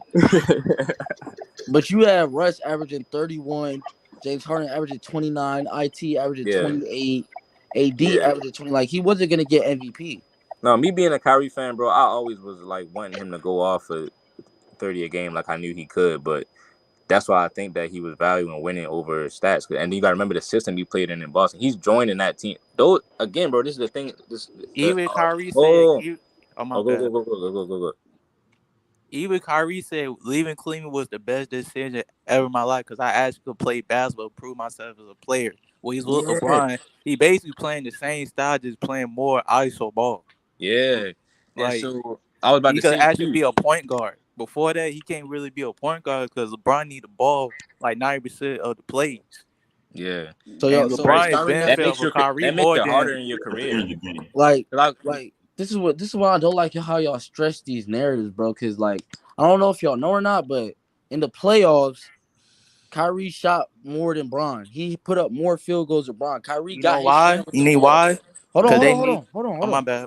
Because Kyrie was always getting the ball. Y'all saying LeBron not giving the ball to Kyrie and letting him play this point guard role is completely oh, false. we're LeBron saying was we're giving the saying. ball and letting Kyrie work and do Kyrie things. The fact Oh, that Yeah, that's I'm about to facts, let bro. bro. That's Hold on. facts Kyrie's I'm about to right playing let. there. shooting guard. I'm about to let. Hold That's on. I'm about to let them chime in and finish you off. But I was about to say this before they said that. I was about to say you got to remember too. In Boston, he's going to a team that's not his team. Even though he was the best player, he's going to another organization where he has to ingratiate himself in to their system. If he stays in Cleveland and LeBron never comes, now the team is built all around him. Russ and Harden had teams built around them. You know what I'm saying? Russ they had KD all them years, but you know what I'm saying? They had a lot of experience together. Harden had his own team. Like these guys had their own teams. It's also harder when you go into another organization and you got to play within their style and their shit. But no, y'all can go ahead, chime in. so Kyrie wasn't playing his own ball? Oh, go ahead though. Yes, no. I'm just saying it wasn't built around with him though. He had like to he's he more had to fit in. he playing the two guard more than the point. Because LeBron is basically the point guard in that system, the LeBron system. Mm-hmm. When you think about Kyrie's it, best point guard years with the Celtics. big man can't really play his natural role. He got to shoot threes. You said something just now. You said something now. You Was Tristan said Thompson that. shooting threes? No. Okay. Nah. Just making Oh, What sure. about Kevin Love? What about Chris Kevin Love Bosh? was already shooting threes before he got there, so I you mean, he saying has that to shoot doesn't more make threes, sense. right? He did not shoot more threes than he shot at Minnesota, bro. Oh, for real? Yeah, bro, go check it. I watched their games. I could tell Kevin Love was not playing the post he was in Minnesota. He was Yeah, exactly. Hold on. We were just talking about that yesterday, Barry. Like Kevin Love was he was more of a post player in Minnesota, and he couldn't play in the post in Cleveland because he was playing with LeBron. You know what I'm saying? I'm not saying he wasn't shooting threes, but you look at on the court, he was out the three more than the paint. Right. So That's Deputy just what has said to when happen people on talk about the LeBron point team. guards of this generation, it should be Steph. Oh shit. They said it should be Steph, Russ, Dame, and Kyrie. I actually agree with that, but I don't agree with In the that order. order? Nah. I don't agree with the order, but I agree No, with the not that thing. order. I say Russ is over Kyrie. I don't know how y'all have Kyrie over Russ. Like that So just hold on, doesn't so make Barry, sense. this Whoa. back to the point that I Well, said. me, Right? Whoa. Hold on. So y'all Whoa. hold on. Y'all be mad about Kyrie from from melting down um in the second round, right? Let me ask you a question, Barry. How many times has Russ made it to the second round after KD left? The same amount of times that Kyrie ever made it to the Eastern Conference Finals without LeBron. You just changed the goalpost though. I said I second round. just And then answered he your was playing question. with Paul George. And he was an MVP in Right, you was playing with Canada in Paul George. Okay, 2018. hey, hold on. Time out, Because bro. Kyrie's playing with So, Kevin Durant and James Harden. and they went to Kevin the second Durant and round. James They Harden. went to the second round. Zach, bro, the second round with that Yeah, team? they was Are you no. serious? Time out. Kyrie and Harden got injured in the second round last season. So you know that though, but you're not gonna And say plus that Oh year they yeah, I only know. played 8 times together. Y'all must forgot they play 8 times. All three of them play 8 times together. So they didn't Yeah, really play that much game. yeah, bro. Like, bro, Bruh. that Russ. was barely Hold a on. Russ trio. lost in the first round with PG and Melo. Can we Then talk he about how lost in the PG first and round Melo with played? PG again, and then he lost in the first round with Harden. Exactly. To Like LeBron Donovan. James. Like, let's stop that. They All right, lost in so the second all right. round. He They lost to lost in the LeBron James, second right? round. They Why? lost in Hold the on. second Hold on. round. Time out. He lost to LeBron James, right? Time out. Who you think would have won in 2018 if Kyrie didn't get hurt against Boston and Cleveland? LeBron James. LeBron. You think the Cavs would have still beat Boston if Kyrie wasn't hurt? Yeah, because it's a different game. Like they're gonna game plan different. Oh How are they gonna game plan for man, Kyrie?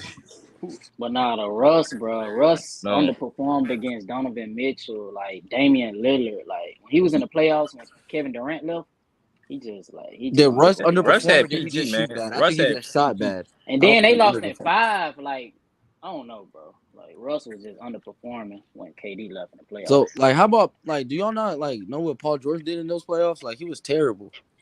Yeah, I'm just saying though, who because did Paul Damian George is a Lillard number have two. besides who Paul did George is Damian a Lillard number have two. besides Paul CJ George, right? McCollum?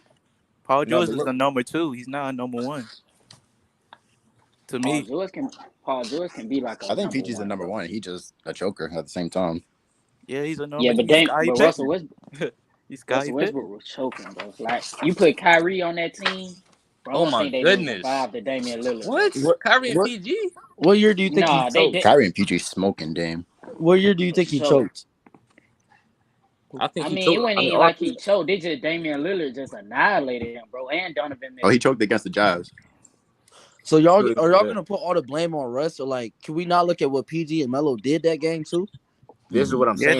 they You have to look at underperformed. you have to look at the common denominator though, because we seen PG torch the Utah Jazz without Kawhi. So now Russ was the leader on that team. You can say, what if he was the reason why they was losing? Because he was taking all the touches, or like he was orchestrating the offense. What I'm saying to you, and he was still the best player on that team. Like he was the leader And of he that was team at making that time. bad decisions. As a Yeah, point guard, you gotta so make And great decisions.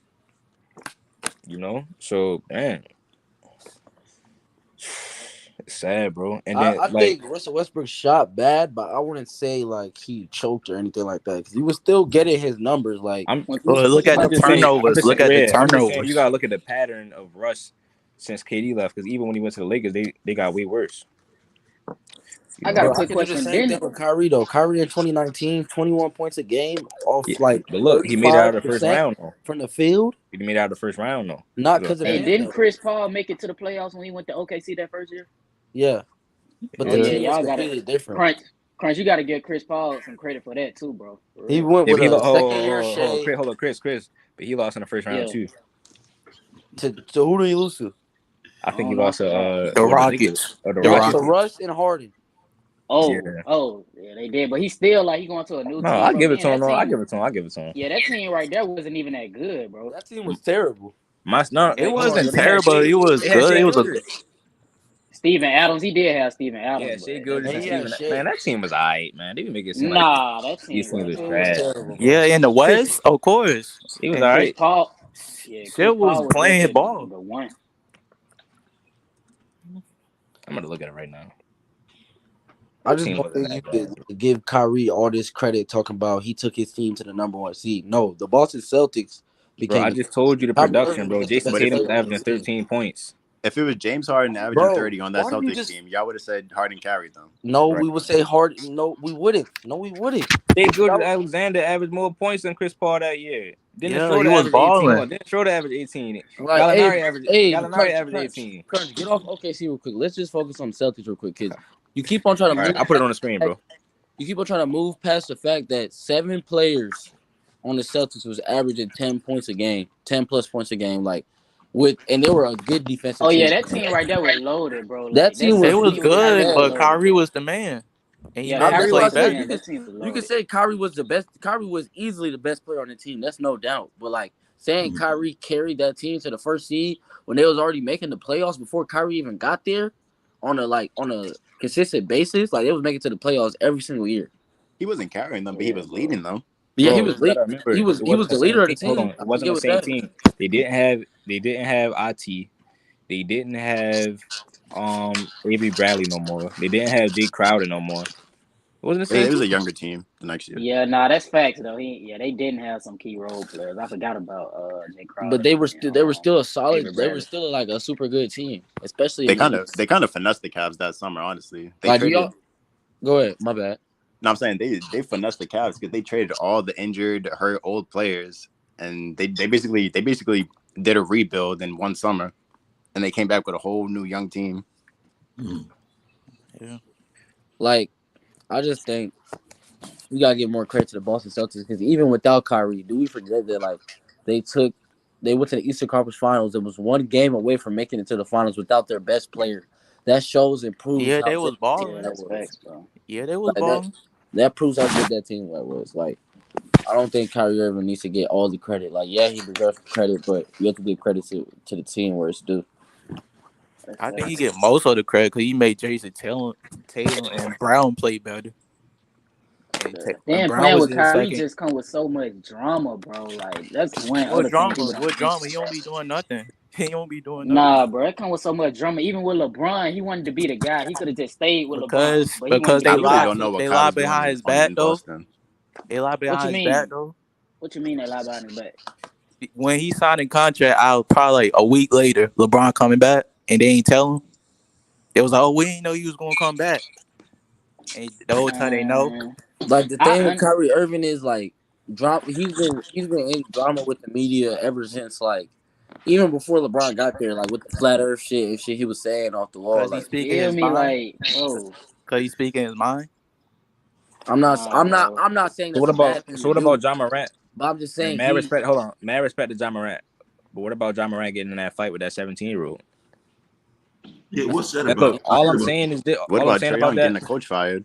Or right? almost. And all I'm saying about that is they're not gonna bring that up and say that he's an off the court cancer. Even when LeBron did that interview, he was like, bro, I just wanted Kyrie just to be the best player in the world. That really hurt me, bro, with those words he said. Like, Kyrie as a teammate just, But I don't know, bro. First of all, that was when Kyrie was on KD's team, and all he was saying was he never played with a guy that he think is more of a tougher bucket than exactly him. like That's it. throwing That's shots it. at LeBron, It's knowing not LeBron. shots though. Hold on. If you think about how they Nah, bro, that play, was a shot. hold on. If you think about how That's they throwing play, yo, shots, bro. What are we doing? if you That think was a Nah, about he how big they threw shot. shots. play, I gotta say that. hold on. He threw shots. Didn't y'all just say? Didn't bro just say that Kyrie shot more shots than LeBron James on Cleveland? So he was Yeah, the first. He was the first option as far as the scoring bucket. All he's saying, you got to remember better how than Kyrie me. feels about it. Kyrie still feels as though he's an all-time great bucket getter at the end of the day. So all he was saying was he always felt like he was because KD and LeBron are two different types of players. You know what I'm saying? Cause KD could play better. He could move off the ball. He know how to. He's a small forward. LeBron, he's Yeah, more like a point guard. And KD, he right? KD is a bigger, steroid version of Kyrie, basically, as far as the score. So, question Hold for on. y'all: do y'all So, think Hey, hold y'all on, got hold the on, same because I'm energy? not letting Crunchy get away with that. well, KD is like on a different planet when it comes to scoring in Kyrie Irving. I He's don't think way you're on a more. different. I don't think you're on a different planet.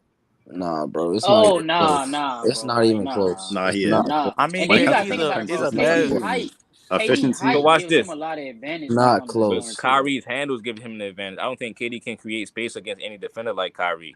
And then Kyrie is still just as good of a finisher because he makes up for with the skill that he got as far as finishing. Here's the You thing: know what I'm KD saying? don't need to create You talk space, about efficiency, they both 40 they both 50 40 90, right? but Of course. Kevin Durant's having the Check the most playoffs though. efficient season in NBA history right now. I You know know, that, right? I know that, bro. I know. Kyrie Irving is Um not touching him on efficiency. you talking about he's not no, Efficiency. bro. All right, so who you think a better 3-point shooter? You think it's not close? I think Kevin Durant's a better 3-point shooter than Kyrie You know what Irving I'm saying? is. You think it's not close? I think it's close. Ah, I damn near think Kyrie, bro, Kyrie, Go I ahead, don't say know. something wild. Say I something don't know. wild, bro. Say it. Say it. I Say think it. they're nah. the same. I think they're the I same as honestly far as think 3-point shooting. KD on a different level when it comes to 3-point shooting than Kyrie, but Kyrie definitely Nah, up there. Like if KD was he's a not on 90, a if different KD level. was See a that's 97, if KD was a Mm-mm. 97, I'd give Kyrie like a I 90. say both of them is a complete scores, but I feel like KD's more got better mid range than Kyrie. I KD's think just more Look, consistent. Kyrie KD and has the best KD mid are range in very NBA similar. I think history. it's even. Hold on, I think it's even for 3-pointers. I Nah, think, nah, nah. bro, for real though, Crunch, cause, crunch. Nah, Where do you Kyrie, cause where Kyrie's do an you elite 3-point where do you shooter. rank It's Kyrie close. as scores in NBA history? Where do you rank Kyrie? as an all-around score, like skill-wise. No, just scoring, See, putting the ball in the hole. I see what you're saying. Skill-wise, Kyrie is gonna be top 10 to me, but I see what you're saying about his production. I don't know if it puts him there. I don't know if it puts him top 5, top 10. Like, because to me, Kevin Durant is the greatest scorer of the basketball of all time. Like, no one can No, put the ball better in the he's hole not. than him. I He's not a say he better the scorer. Hold on, greatest hold on, weapon, hey, offensive no, but bro, weapon. no, but bro, he's not a better scorer than Kobe and Mike. What are you on? He's That's a a fact. better scorer than both of those guys. Nah, Nah, but you no, gotta think no, about it, bro. no, Like KD, no. bro, Hold on, KD can y'all. literally Definitely do not This everything. Kobe. about to be hold on. This about to be a heated one, but he told me to pull up the rosters, right? I want y'all to look at the screen. So I don't know if y'all can see it, but Now we this can is the see it. team. So what's like, this is the first season with Kyrie in Boston. It's not that big See, of a no, Crunch, difference, I don't bro. like when you do this because then it just Yeah, makes it bro, a that's points looking per a lot game similar than argument. I thought, bro. It makes it a And points then per hold on, game and then you gotta argument, and that's not remember what basketball is. John Wall. You gotta remember John Wall had Bradley Beal, who was giving you the same amount of points as him. Dang, Otto Porter was that? Oh no, Adam he had Porter a was hooping. 13. Yeah, bro, that's looking kind of crazy. Do y'all not see the Celtics though? The Celtics have 7 players who are averaging 10+ points per game, bro. Yeah, no, that's actually That crazy. are No, all they was the deepest team in the NBA. and all those guys right there that are averaging 10+ points are all better defenders than those guys right there on the Wizards rosters. All of them. So, but this what I'm see, but this is why we have to go with that roster. It's different because now, do y'all think bro was saying that he don't think think that the Cavs would have been that good of a team with Kyrie, Dion Waiters, and Andrew Wiggins. Like they would. That's nasty, bro. That's not making it past the 7th or 6th seed. Like they're You. not. How do you know that? What In are you the talking about, East back then, bro? In the East, bro. Nah, that's a top Andrew 5 Wiggins seed both. right Hey, y'all there. kind of moved the goalposts. Kyrie, Andrew Wiggins both won Rookie of the Year, bro. LeBron traded away the Rookie Yeah, of the Year. that's a top 5 team. What does Rookie of the Year mean, Bro, bro? LeBron. What do you mean? What does it mean? Kyrie and LeBron both won it. AD won All it. right. So if Damian Lillard won it. These are guys that won it from this past decade, Ben bro. Simmons won it. Yeah, Ben Simmons is the one anomaly. Michael Carter Williams won it. But you have to look at Andrew Wiggins' numbers, don't bro. blow past that. Michael Carter Williams won it. Hey. Look at. I already told you Andrew Wiggins' numbers, though. Look at Michael Carter Williams' numbers. Andrew Wiggins is not somebody whose numbers just fell off. He was 16 a game, then 20 a game, then 23 a game. Michael Carter Williams didn't do that. Ben Simmons, we already know that he hasn't been getting better. But Andrew Wiggins has been getting better. He's an all-star starter, ain't he? So And plus, look at their play style. What are you talking about? Wiggins, what year are they getting a top 5 seed? Just tell me that. I don't know, bro. You have to. I don't know, bro. I'm saying, let's see. Steph Curry went to the finals with Andrew Wiggins. Right. Yeah. At the end of the day, bro, you just had it's a hypothetical because we never got to see what was gonna happen. Just like you just said, bro. Kyrie signed a contract, and then LeBron came back to the team, bro. They probably was already communicating with LeBron, telling him, bro, that's not right what he did to Kyrie, bro, because he's too good of a talent. So not be getting that type of credit. Remember, so what does Kyrie care about, winning or putting up his points? Because he cares about actually winning. If I'm Kyrie Irving and I get a surprise call saying that LeBron James is coming to my team, there's no way I will ever even get mad or pressed about that. Bro, you have to understand. He still made Kyrie it work. want to be the guy. No, listen. Y'all gotta understand. It's hard to make it work with that type of superstar talent on the team, and Kyrie still buckled down and said, "All right, I'm gonna just make it work." But not if you want to win, bro. You gotta look at how it played out. How's it hard to make it work? And they went to 4 straight finals. Right. They went to the finals all them years that Kyrie was playing with LeBron James, so he was still making it work. He was still playing lights out ball, and you know what I'm saying. High five on LeBron James. You know what I'm saying in the game and things of that nature. And watch this. He dropped 57 on the defending champions that first year LeBron came back. Yeah, that's Spurs game. I remember. He dropped 55 when LeBron sat out. He dropped 55 against Damian Lillard. But you got to remember this, though. Now Kyrie is thinking, man, what if LeBron never would have just never would have came? Because remember, he got injured in the finals fucking with LeBron James. Trying to help LeBron James.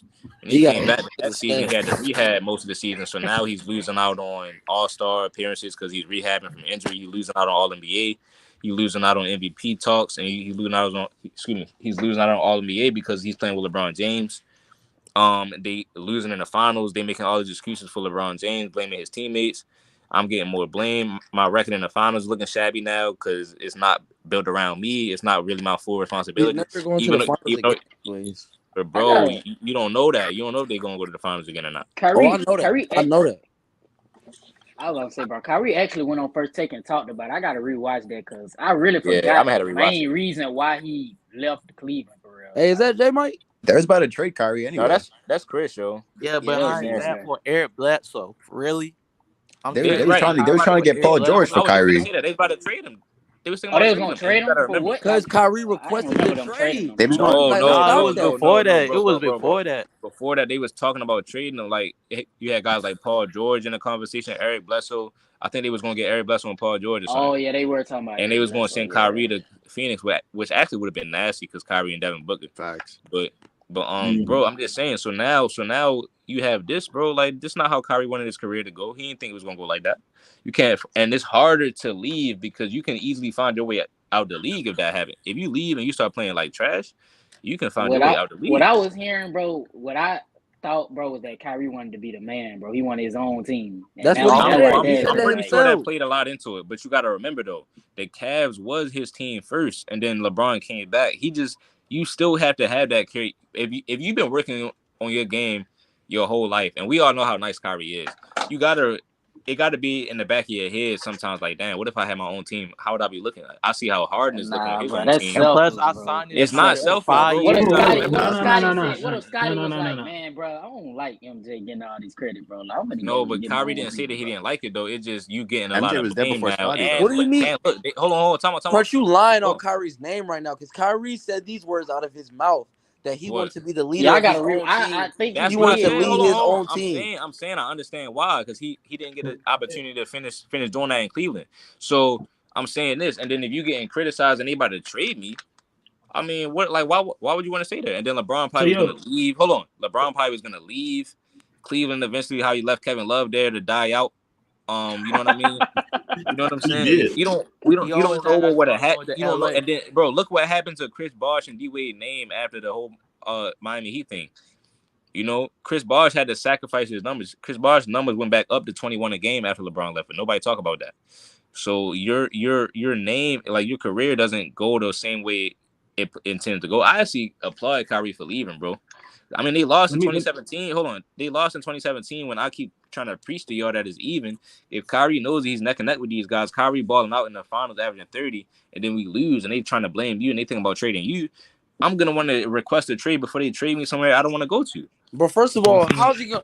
Like, I don't understand like how you're trying to defend Kyrie because if Kyrie wait. sees that he can match up with Steph Curry, that he could give smoke to Steph Curry and match up with him and make it an even matchup between the two teams, like why would you not sacrifice two or three points off your points per game average just to go get another championship? That's him being selfish. He Because wants to be the own guy on his no, team and get all the credit because and get all the he's love. giving it his all and he's not getting no credit, bro. Saying And Kyrie Irving didn't get credit hold on, is and false. they was still just like what you Whoa. said, everything you just said, you gotta remember they was about to trade. They still was thinking about trading them, and to Because he me that would be requested the trade that in the was middle but of the no. I'm saying season. before that, he would be no. This is before, bro. I would feel disrespected if y'all was even thinking about trading me, bro. First of all, y'all drafted me number 1, and I'm helping y'all out in the finals, everything that I can do. You know what I'm saying? Like, bro, I don't know, bro. Like, Yo, you talking Crunch. about it's selfish? Yeah, that Yo, was, bro. Or somebody Let about me this? tap in real fast. Let me now tap Yeah, in listen, go real ahead, fast. bro. It's been a this minute Yeah, since is you go left. ahead. what? Yeah, question. So I don't know what the real problem is with Kyrie trying to have his own team because with KD we slander his name because he joined the Warriors. LeBron we slander him because he went to the Heat. He's like Kobe. He wanted to separate from Shaq because he felt that he could do a lot on his own. Kyrie feels the same way. So it's like one moment we slander this one player or two players because they go join team up, but then like, we have another guy accepting the challenge, and we're like, nah, he's selfish. So like, Right. And true, But I was I about to Yeah, it say. slander just Oh, I Kobe was for about to that say, too as Barry. well. Hold on, I was about to say too, Barry. You asked me why am I defending Kyrie? Why y'all defend LeBron for leaving a 60-win team then? but In it's just Cleveland? like, bro, when Why y'all these defend people LeBron? Why left, y'all defend LeBron? but look Why y'all though, defend Crunch, LeBron? Hold on, when nope.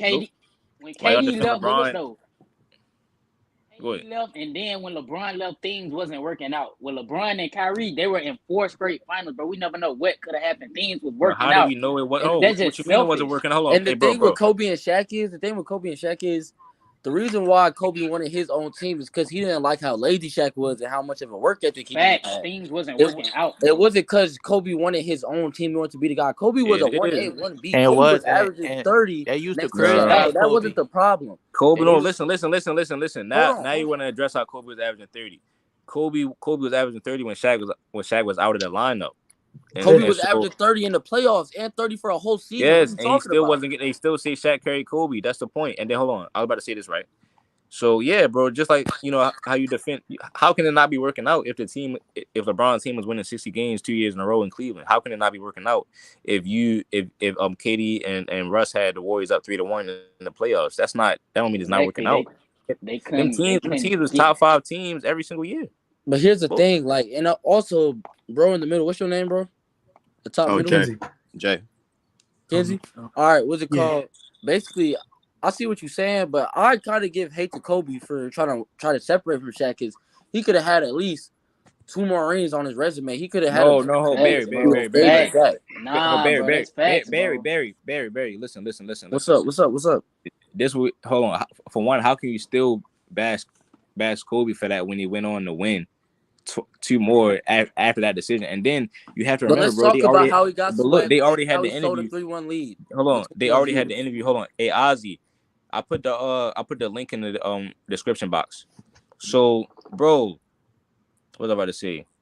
How do we know how many that Kobe and Shaq still would have won if Shaq wasn't trying to work like he was supposed to?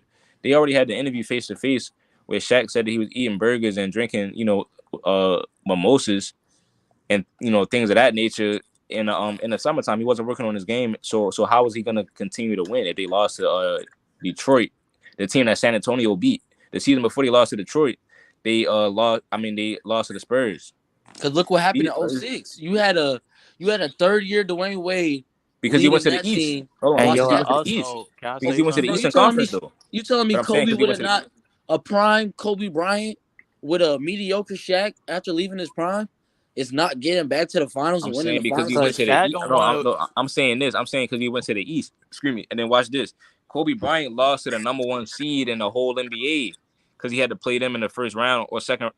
Yeah, the first round. But Those Kobe years. was up 3-1. No, I'm saying no, I'm saying this, bro. I'm saying that's the team that he had to run into. I'm saying if Kobe would have went to the East, I'm saying the argument I'm making is we don't know what would have happened if Kobe was in the East. Shaq ran to the Eastern Conference, but look, Kobe still went on to go to 3 straight finals and beat super teams though, but without Shaq. But At the end of the day, bro, he Kobe didn't have a good team though.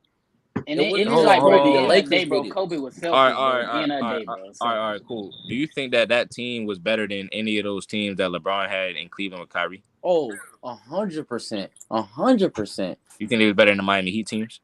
After 2011, yeah. Like, bro, do you like Pau Gasol? He's giving you 19 points a game, getting 10 rebounds. All right. Oh, tell me. Good How much interior Kyrie defense. average? How much did Kyrie average? Kyrie averaged like what? You talk about in the 25. finals solely? No, during the 16-17 season. He averaged like 24. 27, 26, I think. All right, so how much did bro? See, Kurt, why are we doing this right now? Because you already know basketball. Because no, come on, bro. Bro, the man. Hold on. Let's go to Miami, bro. You just said he was better than Miami. Let's go to Miami, please. Because LeBron was the only 20+ point scorer on that team outside of 2011. Hey, stop. Whoa, for real? Yes. Dwayne Wade never averaged over 19 points after that season. And in the playoffs, he even got worse. He averaged 22 in 2012, right?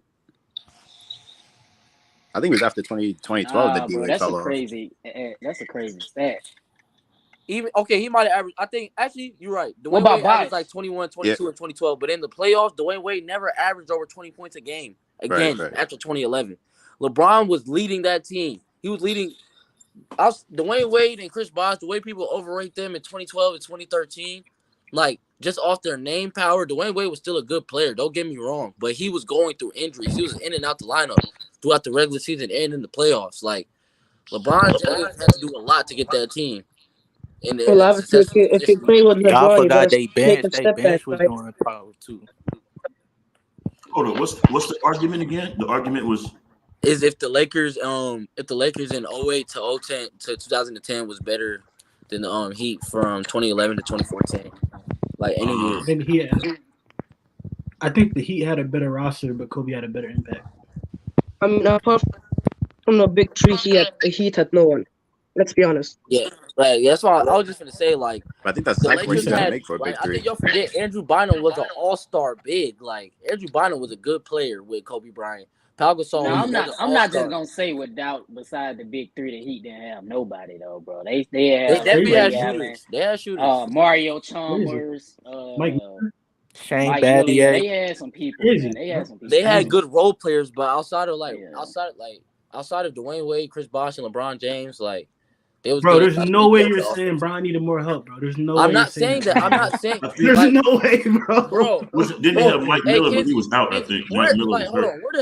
Where the hell did you even hear me say LeBron needed more help? I'm not saying that at all. I'm just making sure you're not implying that, bro. Yeah, I'm not implying that at all. Make sure. But in 2014, he might have needed a little bit more help. I'm not gonna lie. In 2014, Dwayne Wade was averaging 14 points a game, shooting sub 45% in the finals. Chris Bosh was giving you 12 points a game, shooting 38% from the field. That is bad help. I agree with the 2014. I mean, that's just bad play by them. And not in 2014, he only did. But 2013, 2012, like, he got the help he needed. I'm not going to lie. But I think the Lakers were a better constructed team because on the defensive end, you had Powell and Andrew Bynum on the back line. Then you had to deal with Kobe. You had to deal with Trevor Ariza. You had to deal with Metta World Peace in 2010 and 2010. Wait, Like, they had a who good y'all Yo, team. they got? had Mike Miller. Hold on, bro. This man is just capping, bro. Hold on. How am I capping? They was on the team, was they not? Wait, who y'all got? So y'all got Pau Gasol or Chris Bosh? I got Pau Chris Gasol Bosh. dead In their over. prime, give me Bosh. I'm Chris taking I mean, Bosh. on that current team, on the Lakers, On Pau them Gasol on the teams, Lakers. I would take Chris give me Bosh. We're talking about them give me with Bosh. LeBron and them with Kobe. Like, Pau Gasol was giving you 18, 10, like 4 assists, averaging And like I 2 would still blocks. take Chris Bosh. Who's saying that? I can't even see who's talking. Me. I You would would still take take Bosh. Chris Bosh. Hey, hold on. Can you please break it down why Chris Bosh was a better player than Pau Gasol? Please break it down. Hold on. He was averaging 24. He was averaging Chris Bosh 24 do and a 10 the lot of, season before. Hold and on. plus he still could do dirty work. He still could do what Powell did, but he's more a better player, more a better IQ player to me. Better IQ player than Pau Gasol? Yes. I Pau mean, Gasol Chris was a Bosh better was a major playmaker. factor in that team, and Y'all no one want to look? talks Better about him. defender. Well, let me see Y'all something want to take real a look at quick. the roster real quick? Yeah, please. What year is this? This is all right. So on the left you have the 2012-2013 Miami Heat. On the right you have the 2010 Lakers. Oh, I forgot about Lamar Odom. I didn't even bring him up. Yeah, Chris. So you got LeBron and Kobe averaging 26, 27. You got D Wade averaging 21, Pau Gasol averaging 18. You got Chris Bosh averaging 16. Bro, You got we can't argue like this, bro. Because this make it seem like casual. Time out. If we're arguing points per game, is points per game the only thing that matters? Bro. Dang, Bynum Look at giving the you production. Hold on, look 15. at it. 15-8, and Bynum and Pau Gasol were both defensive So player of the 15. year candidates. Wait. Time out. 15-8, right? So Chris Bosh was giving you 16-7. It don't balance out. And then you got Ray Allen and Lamar Odom. You got or however you want to slice it. You got Metal World Peace. You got, Like, you know what I mean? I would Like, take these guys, Miami bench over the Lakers bench any day. and right. And then you go to the bench. Look at the Lakers bench. They have Derek Fisher, Shannon Brown, Jordan Farmar, Luke Walton, Josh I can Powell. admit the bench was better in Miami. I can admit that. So Yeah. and then watch this. LeBron, D Wade, and Bosh teamed up in their prime, bro. D Wade and Chris Bosh was in and out the lineups after even in 2011. What does that Ever mean? since What does that LeBron mean, got there, bro? they were Hold in and on. out lineups for Hey, injuries. bro. They won 66 games. Because they were a good team. Like, they had a good team constructed. I'm not gonna lie. Okay. But I think I would take, if you was to match up those two teams in the finals, I'm taking the Lakers every single day of the week. I think the Bro, Lakers too. No, what? but watch. Different reasons. No, hey, bro, hold on, bro, Barry. This the thing, though, right? This the thing. First of all, I don't know. First of all, I'm taking. Hold on. This the thing. If the Lakers would have won, if Kobe would have beat LeBron, that's what I'm saying. Y'all would have had excuses saying, "Oh, that team is just better than this team," when it's not true. That's what We I would mean. have not had excuses because they're on par with each other. That's true. They're on par. Like, it's very close. Right. Numbers. Why? All right. So why isn't it on par in 2017 then? Because Kobe ain't had no Kyrie. Bro, did you not like Crunch? I don't think you hear what I say. I can see where you say it was fair. Like, I was just arguing your points because the way you argued it didn't make sense to me because it's more than points per game. But like, I'm y'all saying, don't understand bro, do you not understand any defensive impact people on the rebounds? Like, points per game is Chris not the only Bosh thing got the that greatest matters. rebound in finals history. Oh, you talking about that? They had Dawson Haslam. He played power forward. He's a great They defender. had Birdman. And Shan Bania, he could guard 3 and 4. Hey, so these guys are snipers. Hey, just name it. Outside of LeBron James, what player on the Miami Heat was a defensive player of the year candidate? I mean, okay, because you had three on the Lakers. Bro, you had three on the Lakers. That's cool. Man, War Peace was out of his prime in 2010. He was not the same Ron Artest. But he was still a defensive player. He was defensive minded. Hold on. Kobe. Hey, look. Kobe averaged the same amount of steals as LeBron and only 2 less assists. That's helping the Lakers. What are you talking about? Right. So I'm saying you talking about LeBron defensive impact. Kobe was a better defender than LeBron James. All right, He's let's being stop real. that. In But He's Miami, being real. LeBron was the Dwayne Wade was great. a better defender than LeBron on No, his I'm team. talking about in general. Kobe's a better defender because he got more defensive team. In Yeah. general, you can say over the like longevity of the career, yeah, And then no, Kobe's a better all defender. right, no, But if you hold on. taking Let's it keep at their going though. peaks, Metal LeBron's a World Peace, better I give you defender Metal than World Peace Kobe. was amazing. Metal World Peace was amazing on defense, right? But Yeah, you still y'all. got D Wade, who's the greatest defender. You know what I'm saying? Has the most blocks from a shooting guard ever. You got Shane Battier, who's an amazing, defender on the wing. And then look at you, bro. You got Haslam, Chris Anderson, Rashard Lewis was a sniper. These are the Bro, role Pau players. No, Gasol but and look, Andrew Bynum was Defensive Player of the Year candidates while they were with Kobe Bryant, though. That's Headshot. crazy. No, they wasn't. Headshot. No, they wasn't. Yes, they Headshot. were. Go search it up right now. Headshot. Go search it up right now, bro. Like, I don't know. Um, Like, y'all don't know what y'all talking about sometimes. I know I watched the That's games, crazy, bro. I bro. watched these games, bro. Bro, Crunch, And take Pau this off the Gasol was screen, bro. decent, but he was not no defensive player candidate like that. So I'm gonna ask a quick question. Where did the Lakers rank in defense that year as far as team statistically? I couldn't tell you that. I can search it up, though.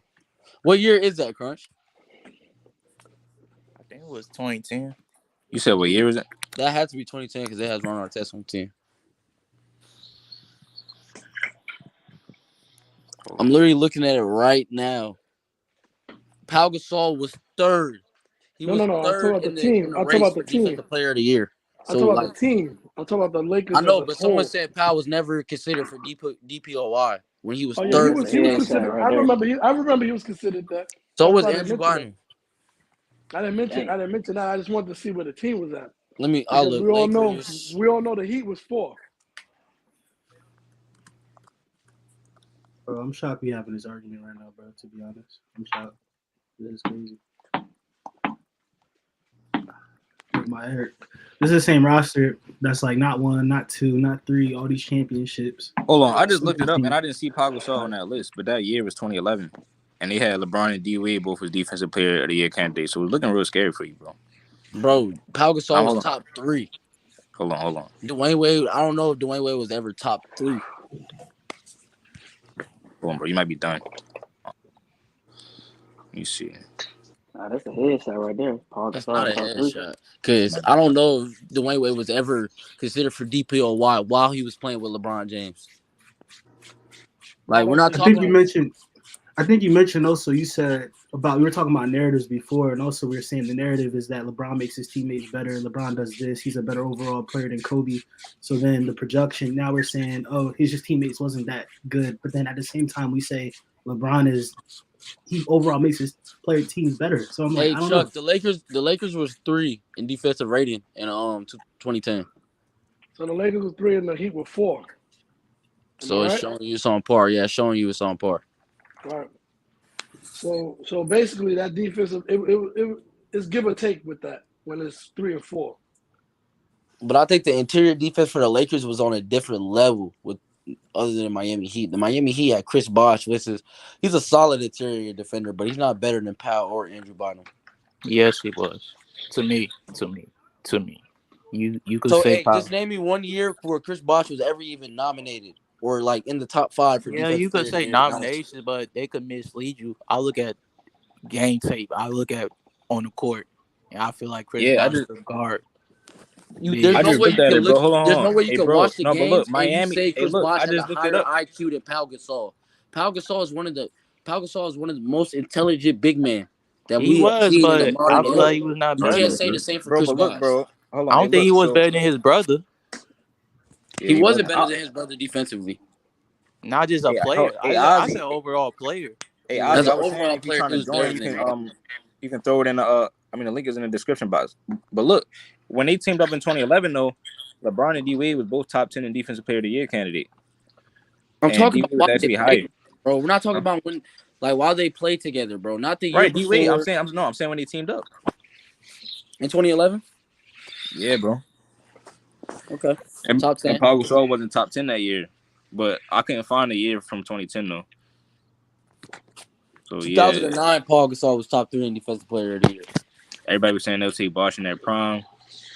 You said outside of Kobe, Velo and Bree said outside of Kobe, Powell, and Bynum, give me some more names. Yeah, like who else was on the team? I You gonna say said Lamar Meta Odom? World Peace. You're gonna say Lamar Odom, but I said Lamar Odom was Lamar almost way out of Odom. the league. Lamar Odom career was going down the drain before he went Okay, to so I can say the same thing with Miami Heat. Where the hell was Ooh, Shea Ray Allen? Battier in the You gonna say Ray NBA Allen? after No. LeBron left? Why Where the hell was Ray Mario Allen was Chalmers? did you Where skip the hell Ray was Allen? Norris Cole? Why did They you was skip all Ray out Allen? the league. Why did you skip Ray Allen? Bro, Ray Allen was in the league Who's for how better many more between years Ray after Allen that? and Lamar? Who's better between Ray Allen and Lamar Odom? Lamar Odom, what are we doing? Ray Allen was old. Lamar He's Odom. strictly a shooter. And why are you Oh, y'all dropping your hearing mouth this, like bro? that? Ray Allen came off the bench. Oh, y'all Off the hearing this? bench. I say Lamar Odom too though, bro. Like y'all Like are Lamar Odom was tweaking. a great Y'all passer. For wild. who? Tweaking. D Y'all Wade, are bro. He wild. came off the bench for D Y'all Wade. are wilding, bro. Ray Allen was strictly a pure catch and shoot shooter for the Miami Heat. He brought nothing else to that team. So he didn't have that much impact on the team, right? Outside of catch and shooting, what did he bring? He didn't bring Off the bench. defense. He saved their ass in the fucking They finals. finished the game. Hey, Meta World Peace saved Kobe. What the fuck is you talking They was about? already winning. Uh-oh. Hey, Different bro. goalpost. They They were don't win already that winning. series if Meta Thank World you. Peace do not make that Oh, shot. thank you, Eli. Hold on. He walked into it. How is that moving the goalpost? How is that Bro, moving the goalpost? listen, Like y'all don't Ron, make sense. I can't bring up anything. listen. The Lakers were winning when Ron tested that shot. To seal the game. Bro, it's cool. Like, there's nothing wrong with that. Ain't you supposed to? But listen, Kobe, you think Kobe would have passed it to Ron Artest if they was losing? I can't answer that question. That's a hypothetical. I don't know what's gonna He was happen. down 3 and Ray Allen saved him. That is completely different. Don't try to Okay, make all it seem right. like that's the same. Why aren't you Don't talking try to about make the it seem like that's the 16? same. Why aren't you talking about Hold the on, 16 you points think Meta straight World Peace better than Ray that Allen? LeBron had in that fourth quarter? Huh?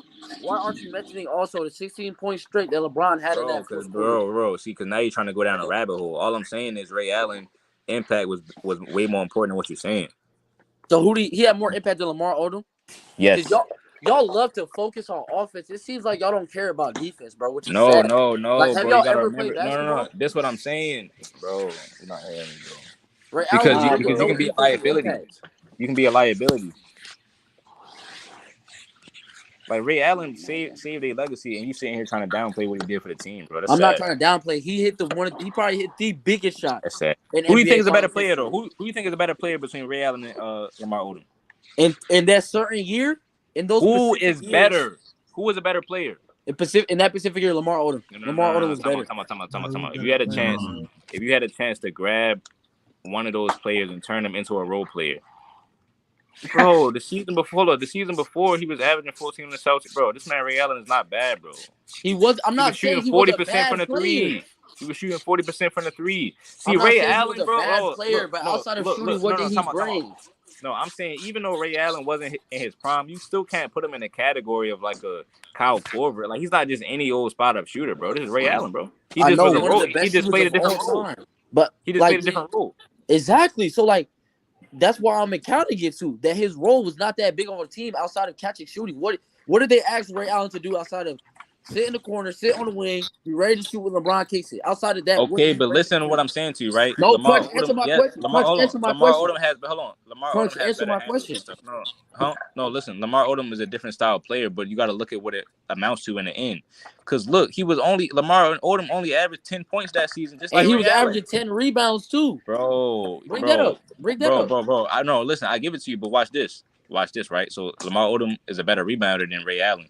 But does rebounding win you games? Well, does rebounding win you games, or do points win games? Is it who has the most points at the end of the game, or which team has the most rebounds? You know what I'm saying? So you can say he's a better rebounder, but I can say Ray Allen is at that time in history, Ray Allen was the greatest shooter ever. Okay, so LeBron had. Hold on. So LeBron also had the greatest shooter ever on his team. Okay. All right. Listen. Can you answer my question? Yes, sir. Can you answer my question? Yeah, what's up? Outside of catch and shooting for the Miami Heat, what did Ray Allen bring to you on the court? Oh, he saved them in the finals. No, that's not my question. That's not my question. That's what he brought him. That's moving the goalposts. He was dunking on guys too.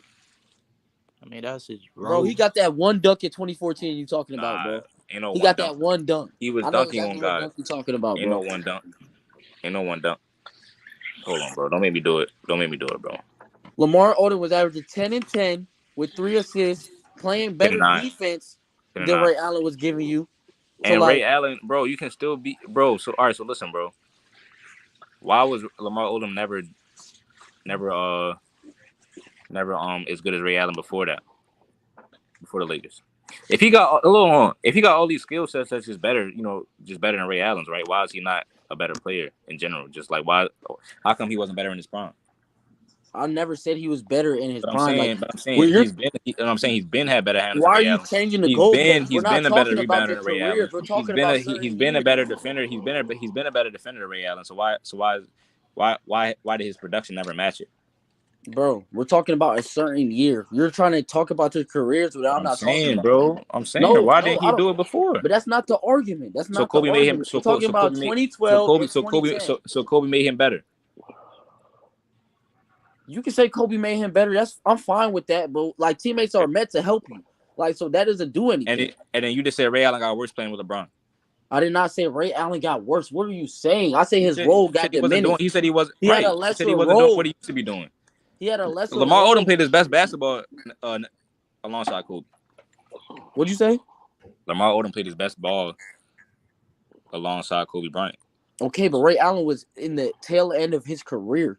He had a lesser role, is all I'm saying. I'm not saying he got worse. He got better. I'm not saying if he has a lesser role, then I mean, both of them come off the bench for different reasons. Lamar Odom was a starter. Lamar Odom was a starter. I don't know what y'all talking about. He wasn't. No, he wasn't. He came off the bench. Okay. It'll Barry. So you said it's only that one dunk? It was Derek Fisher, Kobe, Ron Artest. So it's only that one dunk, bro? Paul Gasol, Dan Biden. I guess, bro. You finna show me a dunk. What does a dunk do? Hold on. These looking light. These looking a little too light. I just want you to see. Hey! Hey, Lamar Odom started 45 games out of the season in 2010.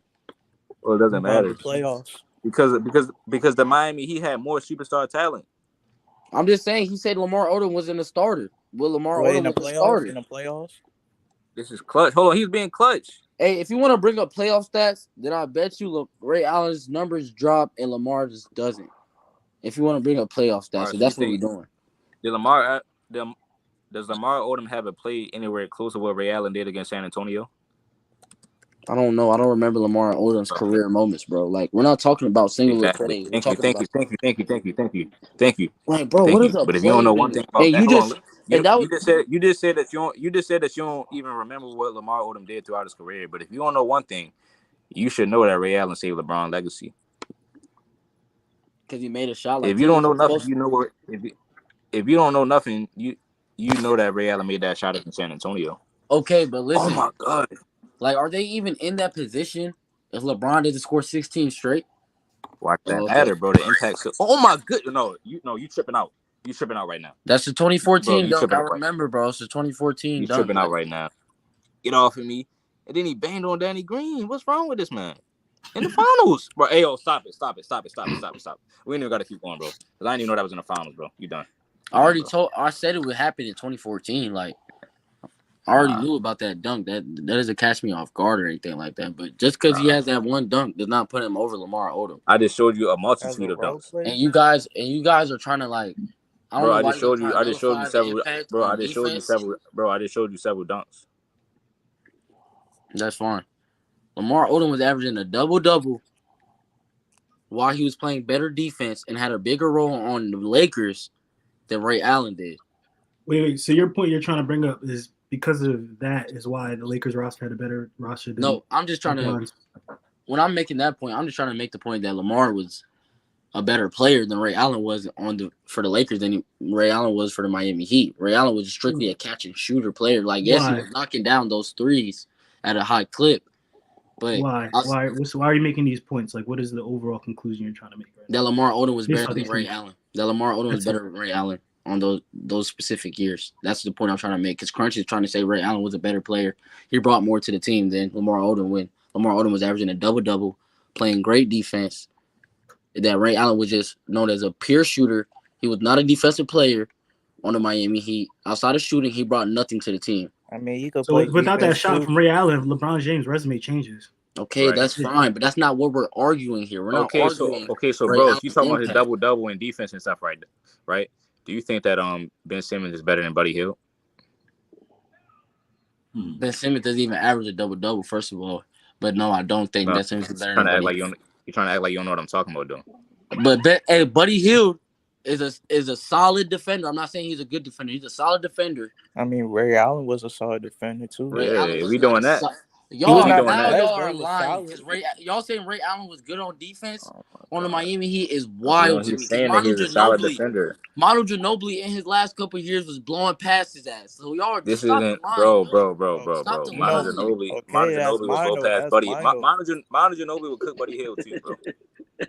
That Euro He stuff would is cook something Buddy else. Hield, man. He was Manu dunking on the Ginobili Miami in Heat. his second to last year. No, that wasn't his second. In his last 3 years in the league, bro, he was blowing past Ray Allen. He was dunking on Ray everybody, Allen bro. was damn near a That's Manu cone on the Ginobili. Miami Heat. Right, that's Manu Ginobili. That's not a scrub player. That's a Hall of Fame type player, bro. That's Manu Ginobili. All right, so look, y'all. So- Hey, look, hold on. I was about to say this though. I am about to wrap this stream up, but I low-key got some more time. But somebody in the comments said Chris Paul is not a top 10 point guard of all time. You know what I'm saying? So if y'all want to talk about that next, I'm about to wrap this one up because this one will be going on for 3 hours. But I'm about to go live again. All right, that's a bet. But thank y'all for joining on though. 2010 Lakers over 2012 Heat. That's all I know. The Heat won 66 games, bro. LeBron James a better Laker than Kobe.